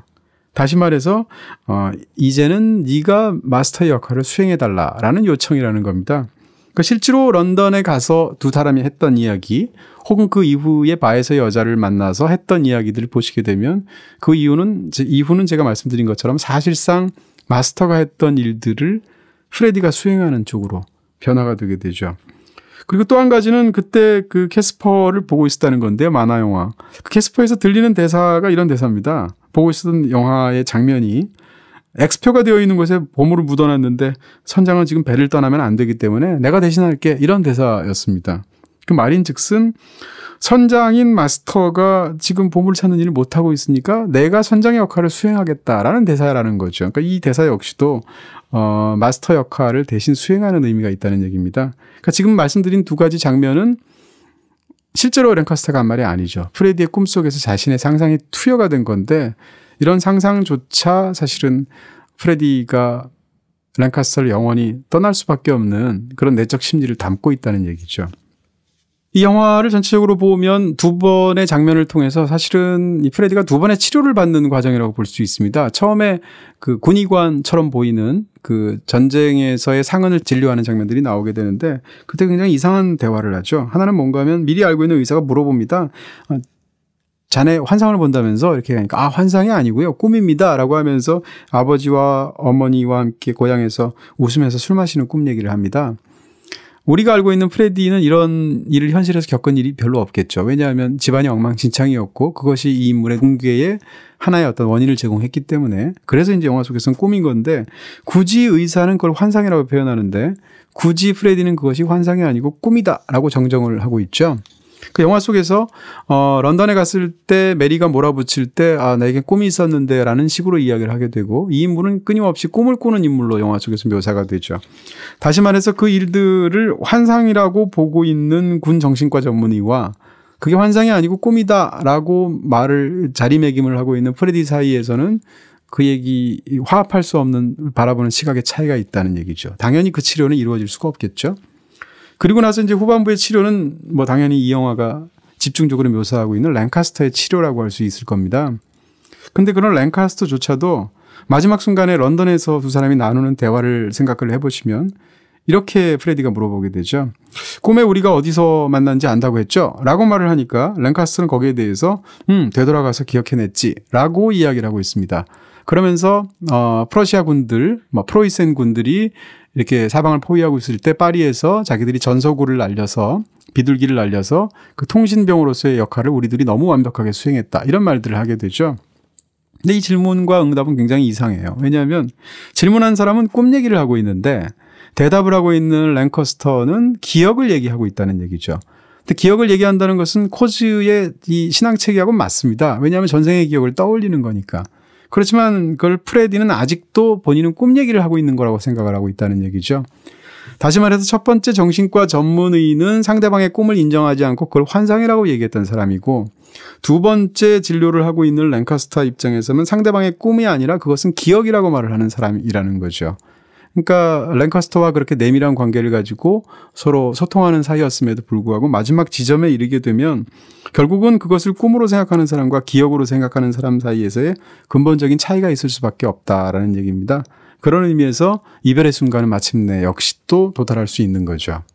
그리고 그때 이야기를 할 때 65번의 시도 중에 우리는 2번 빼고 전부 다 성공했어 라면서 자랑스럽게 이야기를 하게 되는데 그렇을 수도 있고 아닐 수도 있지만 저한테는 어떻게 들리냐면 그 2번의 실패는 바로 프레디의 2번의 사랑의 실패처럼 저한테는 느껴지기도 합니다. 그런 부분에서도 또 그냥 들리지는 않는 건데요. 어찌됐건 그러면서 이 영화에서 가장 슬픈 장면이라고 할 수 있는 Boat to China 노래를 어느 순간 바로 필립 시모 호프만이 랭카스터로서 부르는 장면이 있게 되죠. 그 가사는 그렇습니다. 중국에 당신과 함께 가고 싶은데 혼자서 중국에 가야만 하네라는 어떤 사람의 심정을 담은 그런 노래를 슬프게 혼자 랭카스가 그 앞에서 부르게 되고 그 노래를 듣고 있는 주인공인 프레디는 눈물을 흘리는 굉장히 슬픈 장면인데요. 근데 우리는 이미 이전에 중국에 혼자 간 사람의 이야기를 알고 있습니다. 바로 도리스를 떠나서 중국에 혼자 갈 수밖에 없었고 그렇게 간 경험 때문에 인생의 모든 것이 뒤틀리게 되고 가장 순수했던 무엇을 망쳐버린 어떤 사람의 이야기인데 그것은 바로 프레디의 얘기죠. 그러니까 그런 순간에 그 노래를 부를 때 당연히 프레디가 떠올린 것은 도리스에 관한 기억이었을 것이고 다시 말해서 이 이야기는 결국 중국에 혼자 가는 바람에 망치게 된 어떻게 보면 망실되어 버린 2번의 이별을 포함한 사랑 이야기처럼 저한테는 보인다는 이야기입니다. 또 하나 이와 관련해서 이제 흥미롭게 느껴지는 것은 프레디가 극 중에서 눈을 감는 순간과 눈을 뜨는 순간의 대비라는 측면에서 영화적으로 흥미로운 부분들이 있다는 것입니다. 일단 영화에서 포마를 제외하고 최초로 등장하는 프레디의 첫 셔츠가 이 철모를 쓴 상태에서 햇빛 때문에 눈을 뜨는 것이 힘겨워서 까무룩하게 눈을 감았다 떴다 깜빡깜빡 하는 모습이 이 영화의 최초의 프레디의 이미지라는 거죠. 일단 아까도 제가 굉장히 길게 말했던 그 선실에서의 대화를 보시면 대화의 조건 자체가 대답을 하는 사람이 눈을 뜨고 있어야 된다라는 요구를 하게 되죠. 그렇게 해서 집중적으로 이 랭카스터가 질문을 하게 되는데요. 근데 흥미로운 것은 그렇게 눈을 부릅뜨고 두 사람이 대화를 주고받는 끝에 가장 중요한 순간에 마침내 도리스 이야기를 하게 되고 도리스 이야기에 침잠할 때 소리를 지르는 프레디한테 랭카스터가 눈을 감으라고 이야기를 한다는 거죠. 그 눈을 감는 순간 무엇이 들리나라고 질문을 하게 됩니다. 근데 흥미로운 것은 그때 눈을 감으라고 한 상태에서 무엇이 보이나라고 말하지 않고 과거에 대해서 무엇이 들리나라고 질문한다는 얘기고요. 그랬을 때 그는 그 소리를 떠올리면서 최초로 그녀의 집으로 찾아갔던 자기의 순간이 영화 속에서 플래시백으로 펼쳐지고 있다는 얘기죠. 그리고 이제 현재의 장면으로 돌아오게 되면 그 과거에서 그녀가 부른 노래를 따라 부르는 이제 프레디 모습이 영화 속에서 펼쳐지게 되는데 흥미로운 것은 이 장면이 이제 얘기를 듣고 있는 랭카스터의 어깨를 걸고 그 장면을 연기하고 있는 프레디의 얼굴을 찍는 방식으로 보통 오버 더 숄더라고 하는 그런 앵글로 찍혀져 있죠. 근데 이전에 오버 더 숄더 앵글하고 카메라 위치가 좀 다릅니다. 좀 더 우측으로 가서 다시 말해서 랭카스터의 뒷모습이 조금 더 많이 그 카메라의 위치 때문에 프레디의 모습을 가리는 방식으로 그 장면이 찍혀져 있다는 거죠. 이런 카메라 이동은 두 사람의 영향관계를 사실은 그런 카메라 쇼트 속에서 인물들의 관계를 통해서 보여주는 거죠. 다시 말해서 두 사람이 그 대화를 나누기 전까지는 서로에게 대해서 큰 친밀감도 사실은 못 느꼈고 그런 상황에서 그 결정적인 대화가 두 사람에게 작용한 것을 시각적인 어떤 위치를 통해서 보여주는 쇼트라고 할 수 있을 것입니다. 그렇게 랭카스터는 프레디를 결정적으로 눈을 감게 하는 사람이죠. 눈을 감게 하고 과거에 가장 순수했던 기억 속으로 돌아갈 것을 이렇게 요청하는 사람이라고 한다면, 정반대로 극 중에 에이미 애덤스가 연기하는 메리는 끊임없이 이 프레디를 깨우는 사람으로 영화 속에 등장한다는 거죠.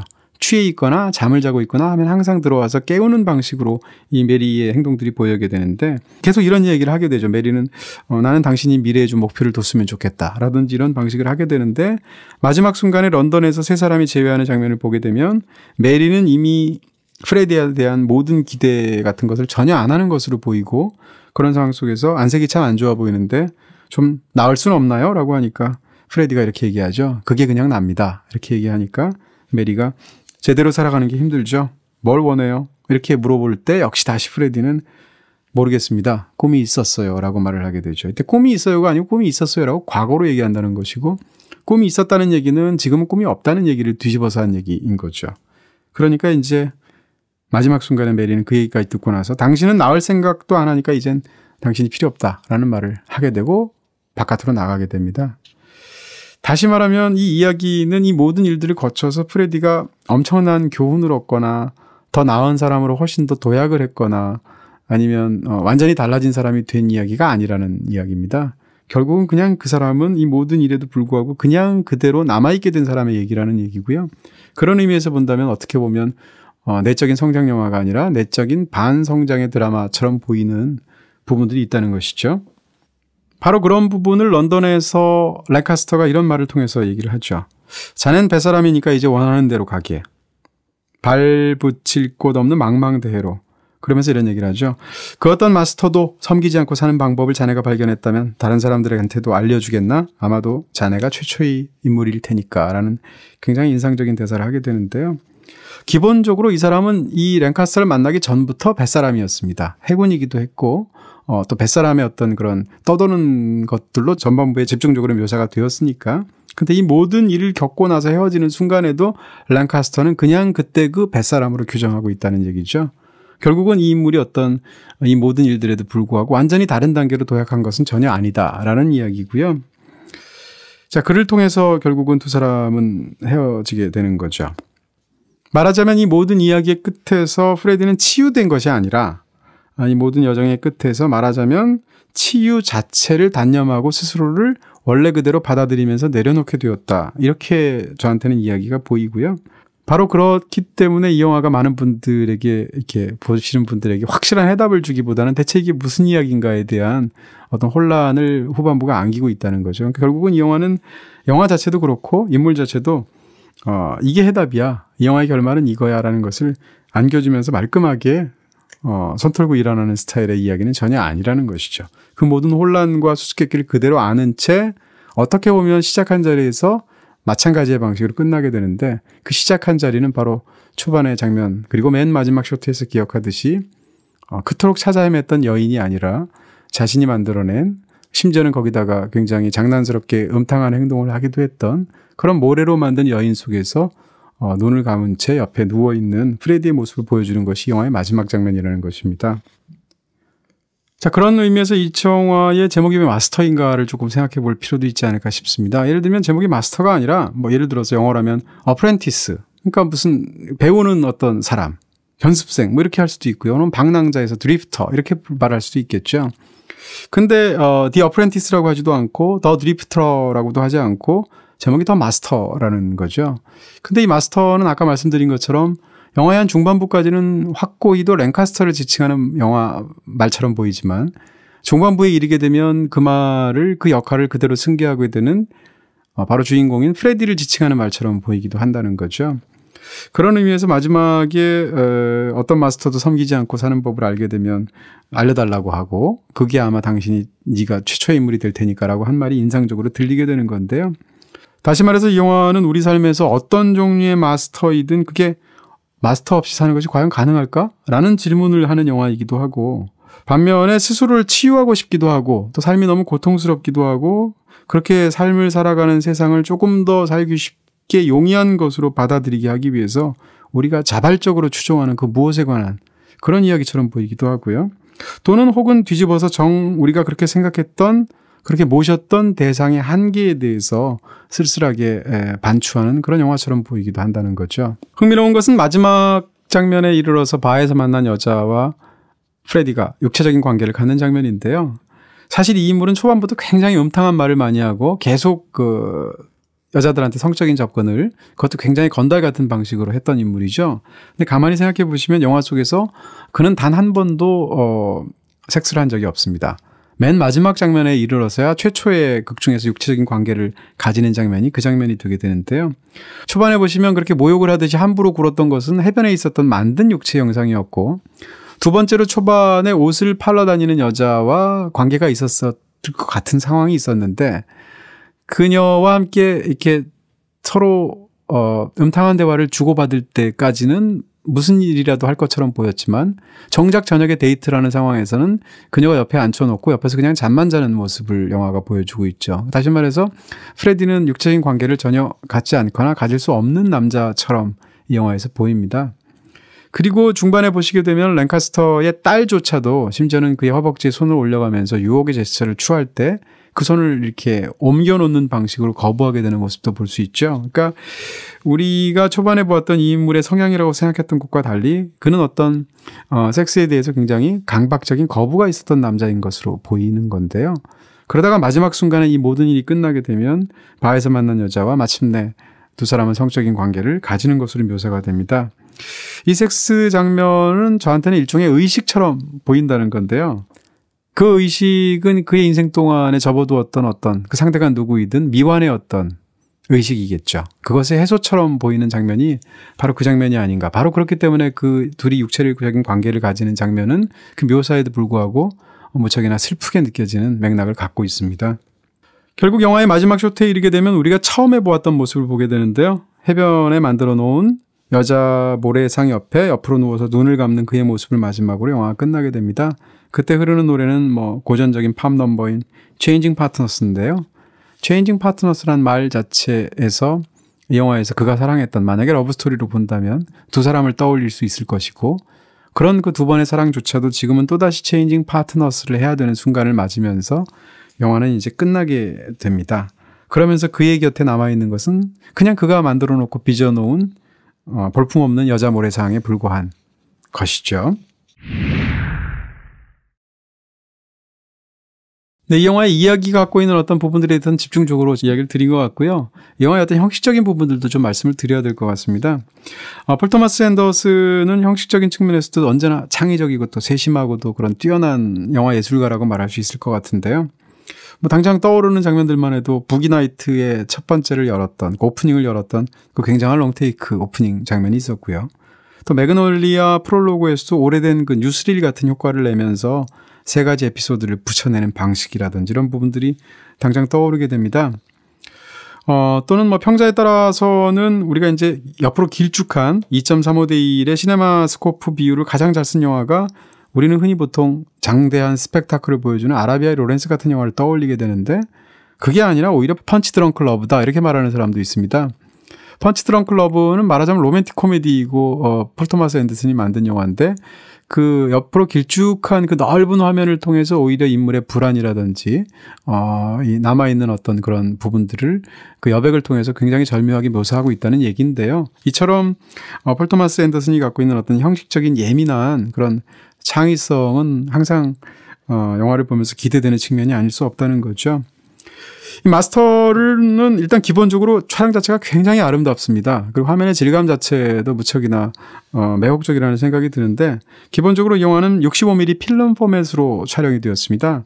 지금 같은 그런 디지털 영화 시대에 필름을 사용해서 찍었고, 필름 자체도 35mm 필름처럼 일반적으로 찍는 게 아니라 거의 쓰지 않는 65mm 필름으로 찍었다는 얘기인데요. 어떻게 보면 영화를 찍기가 굉장히 쉬워진 시대에서 말하자면 경박 단소의 시대로 가고 있는 그런 시대인 셈인데, 그런 시대적인 어떤 영화를 만드는 방식과 정반대로 영화를 일부러 어렵게 만들었다고 볼 수도 있을 것 같아요.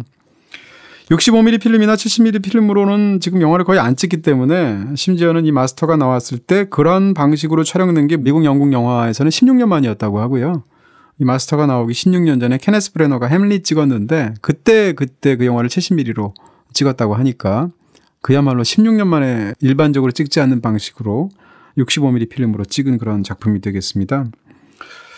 이 영화의 전체적인 질감은 뭔가 이렇게 폴 토마스 앤더슨 입장에서는 특별하게 뭘 이렇게 DI 작업을 하거나 아니면 특별한 세팅을 하거나 이렇게 하지 않아도 뭔가 굉장히 오래된 것처럼 느껴지면서 인물과 이야기에 딱 어울리는 느낌 뭐 이런 걸 원했다고 하고요.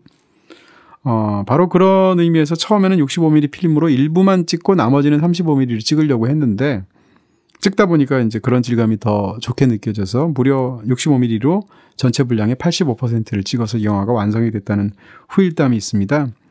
편집도 요즘은 다 디지털로 하는데 이 영화는 편집조차도 필름을 일일이 잘라서 그것을 편집한 그런 뒷얘기들이 있고요. 65mm 카메라 같은 걸 쓰게 되면 기본적으로 이 카메라가 굉장히 무겁고 크기 때문에 움직이기가 어렵습니다. 그러니까 예를 들어서 스테디캠 같은 그런 효과를 줄 수가 없고 그리고 또 카메라가 크기 때문에 무겁고 움직이기가 어렵고 소음이 심하게 되거든요. 근데 이 모든 단점에도 불구하고 이 카메라를 일부러 쓰는 거죠. 그래서 오히려 카메라를 그 촬영하는 방식에서 생겨나는 어떤 제한적인 움직임, 뭐 오래되고 좀 거추장스러운 느낌 이런 것 자체가 오히려 이 영화의 핵심적인 느낌하고 맞다고 생각하는 것입니다. 폴 토마스 앤더슨 영화 전체 작품 세계에서 이 작품이 차지하는 위치나 일반적인 폴 토마스 앤더슨의 작품 세계에 대해서도 어느 정도 말씀을 드려야 될 것 같은데요.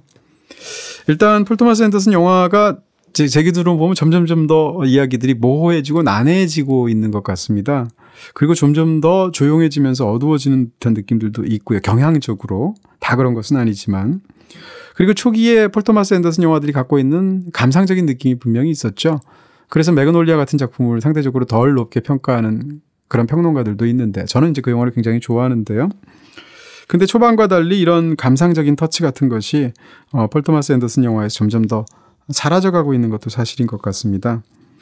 어쨌건 이 전체 이 폴 토마스 앤더슨의 필모그래피에서 이 영화랑 가장 비교할 만한 작품은 제가 볼 땐 또 다른 걸작이라고 할 수 있는 데어 윌 비 블러드일 것입니다. 이 데어 윌 비 블러드와 이 영화는 저한테는 심지어는 거의 2부작처럼 보이기도 합니다. 부분적으로 어떤 측면에서. 일단 두 영화 모두 공통점이 있는데 어떤 공통점이 있냐면 아무것도 믿지 않은 채 그것을 추구해 나가는 어떤 인물의 황폐하고도 텅 빈 내면을 응시하는 그런 작품이라는 공통점이 있다는 얘기고요. 그리고 또 연기 스타일이라든지 혹은 이 전작에서도 신흥 종교와의 관계가 굉장히 중요하고요. 그리고 또 황폐한 내면에 대한 캐릭터 탐구라는 측면에서도 두 작품이 공통점이 있어요. 두 사람은 또 일단 영화 음악가가 같죠. 그 라디오헤드의 조니 그린우드가 두 편 다 영화 음악을 맡고 있고요.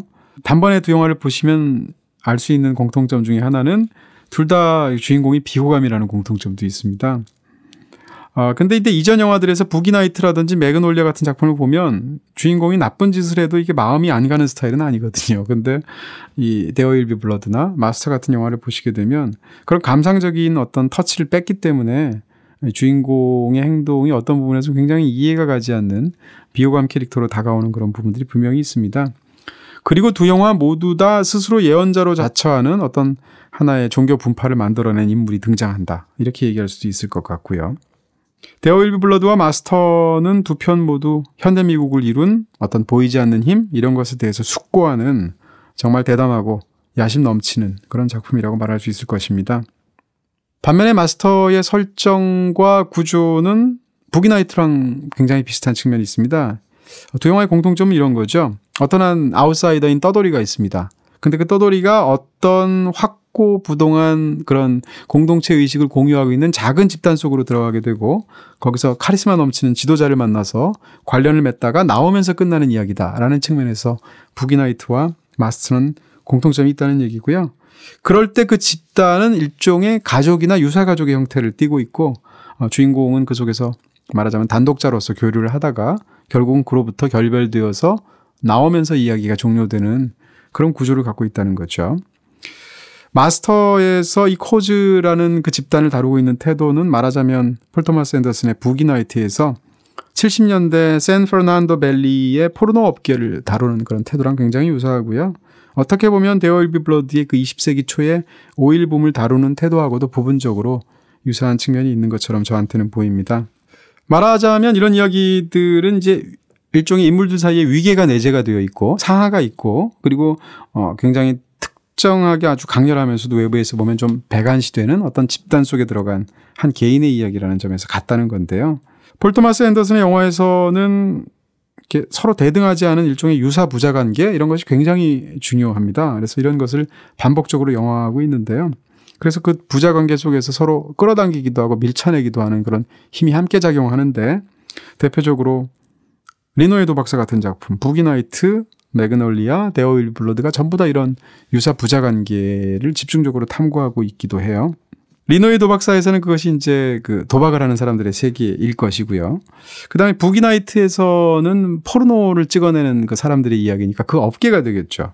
그럼 매그놀리아에서는 퀴즈쇼랑 관련된 거대한 비즈니스를 다루고 있는 그 방송국 자체가 그런 공동체 역할을 하고 있고, 데어 윌비 블러드에서는 석유 채굴업자가 그렇죠. 그러니까 이런 식으로 어떤 그 굉장히 물질주의적인 어떤 그 목표들을 주인공들이 갖고 있죠. 돈을 많이 번다든가 이런 식의 방식을.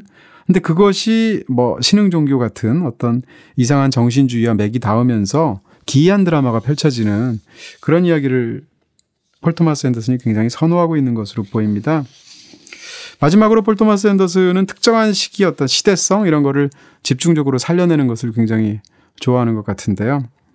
부기나이트의 1970년대 어떤 캘리포니아의 샌퍼르난도 밸리 주변의 풍경들이라든지 혹은 데어 윌비 블러드에서 집중적으로 묘사하는 20세기 초반의 어떤 석유 채굴업자들이 활동하는 그런 무대라든지 이런 것들인데요. 마스터에서는 그것이 바로 1950년대라는 거죠. 1950년대 미국의 이야기일 텐데 그래서 이제 65mm 필름을 사용하는 것이 중요했겠죠. 폴 토마스 앤더슨 개인적인 부분들도 영화에 들어간 것 같습니다. 폴 토마스 앤더슨의 아버지가 2차 세계대전 당시에 퇴역 군인이었다고 하고요. 또 프레디의 극 중에 설정되어 있는 것과 마찬가지 같은 고향 출신이었다는 거죠. 그래서 그런 아버지 이야기를 극 중에 약간의 맥락으로서 폴 토마스 앤더슨이 깔고 있고요. 말하자면 폴 토마스 앤더슨에게 1950년대에 펼쳐지는 이 마스터 이야기는 아버지의 시대에 관한 이야기처럼 저한테는 보인다는 것입니다. 1950년대는 미국 20세기 역사에서 아마도 가장 최고의 호황기를 누렸던 시대로 기록이 되고 있고요. 물론 냉전 시대이기도 했습니다만 2차 세계대전 다음에 미국이 본격적으로 전 세계 유일한 최강대국의 그 지위에 오른 시기라고 할 수가 있죠.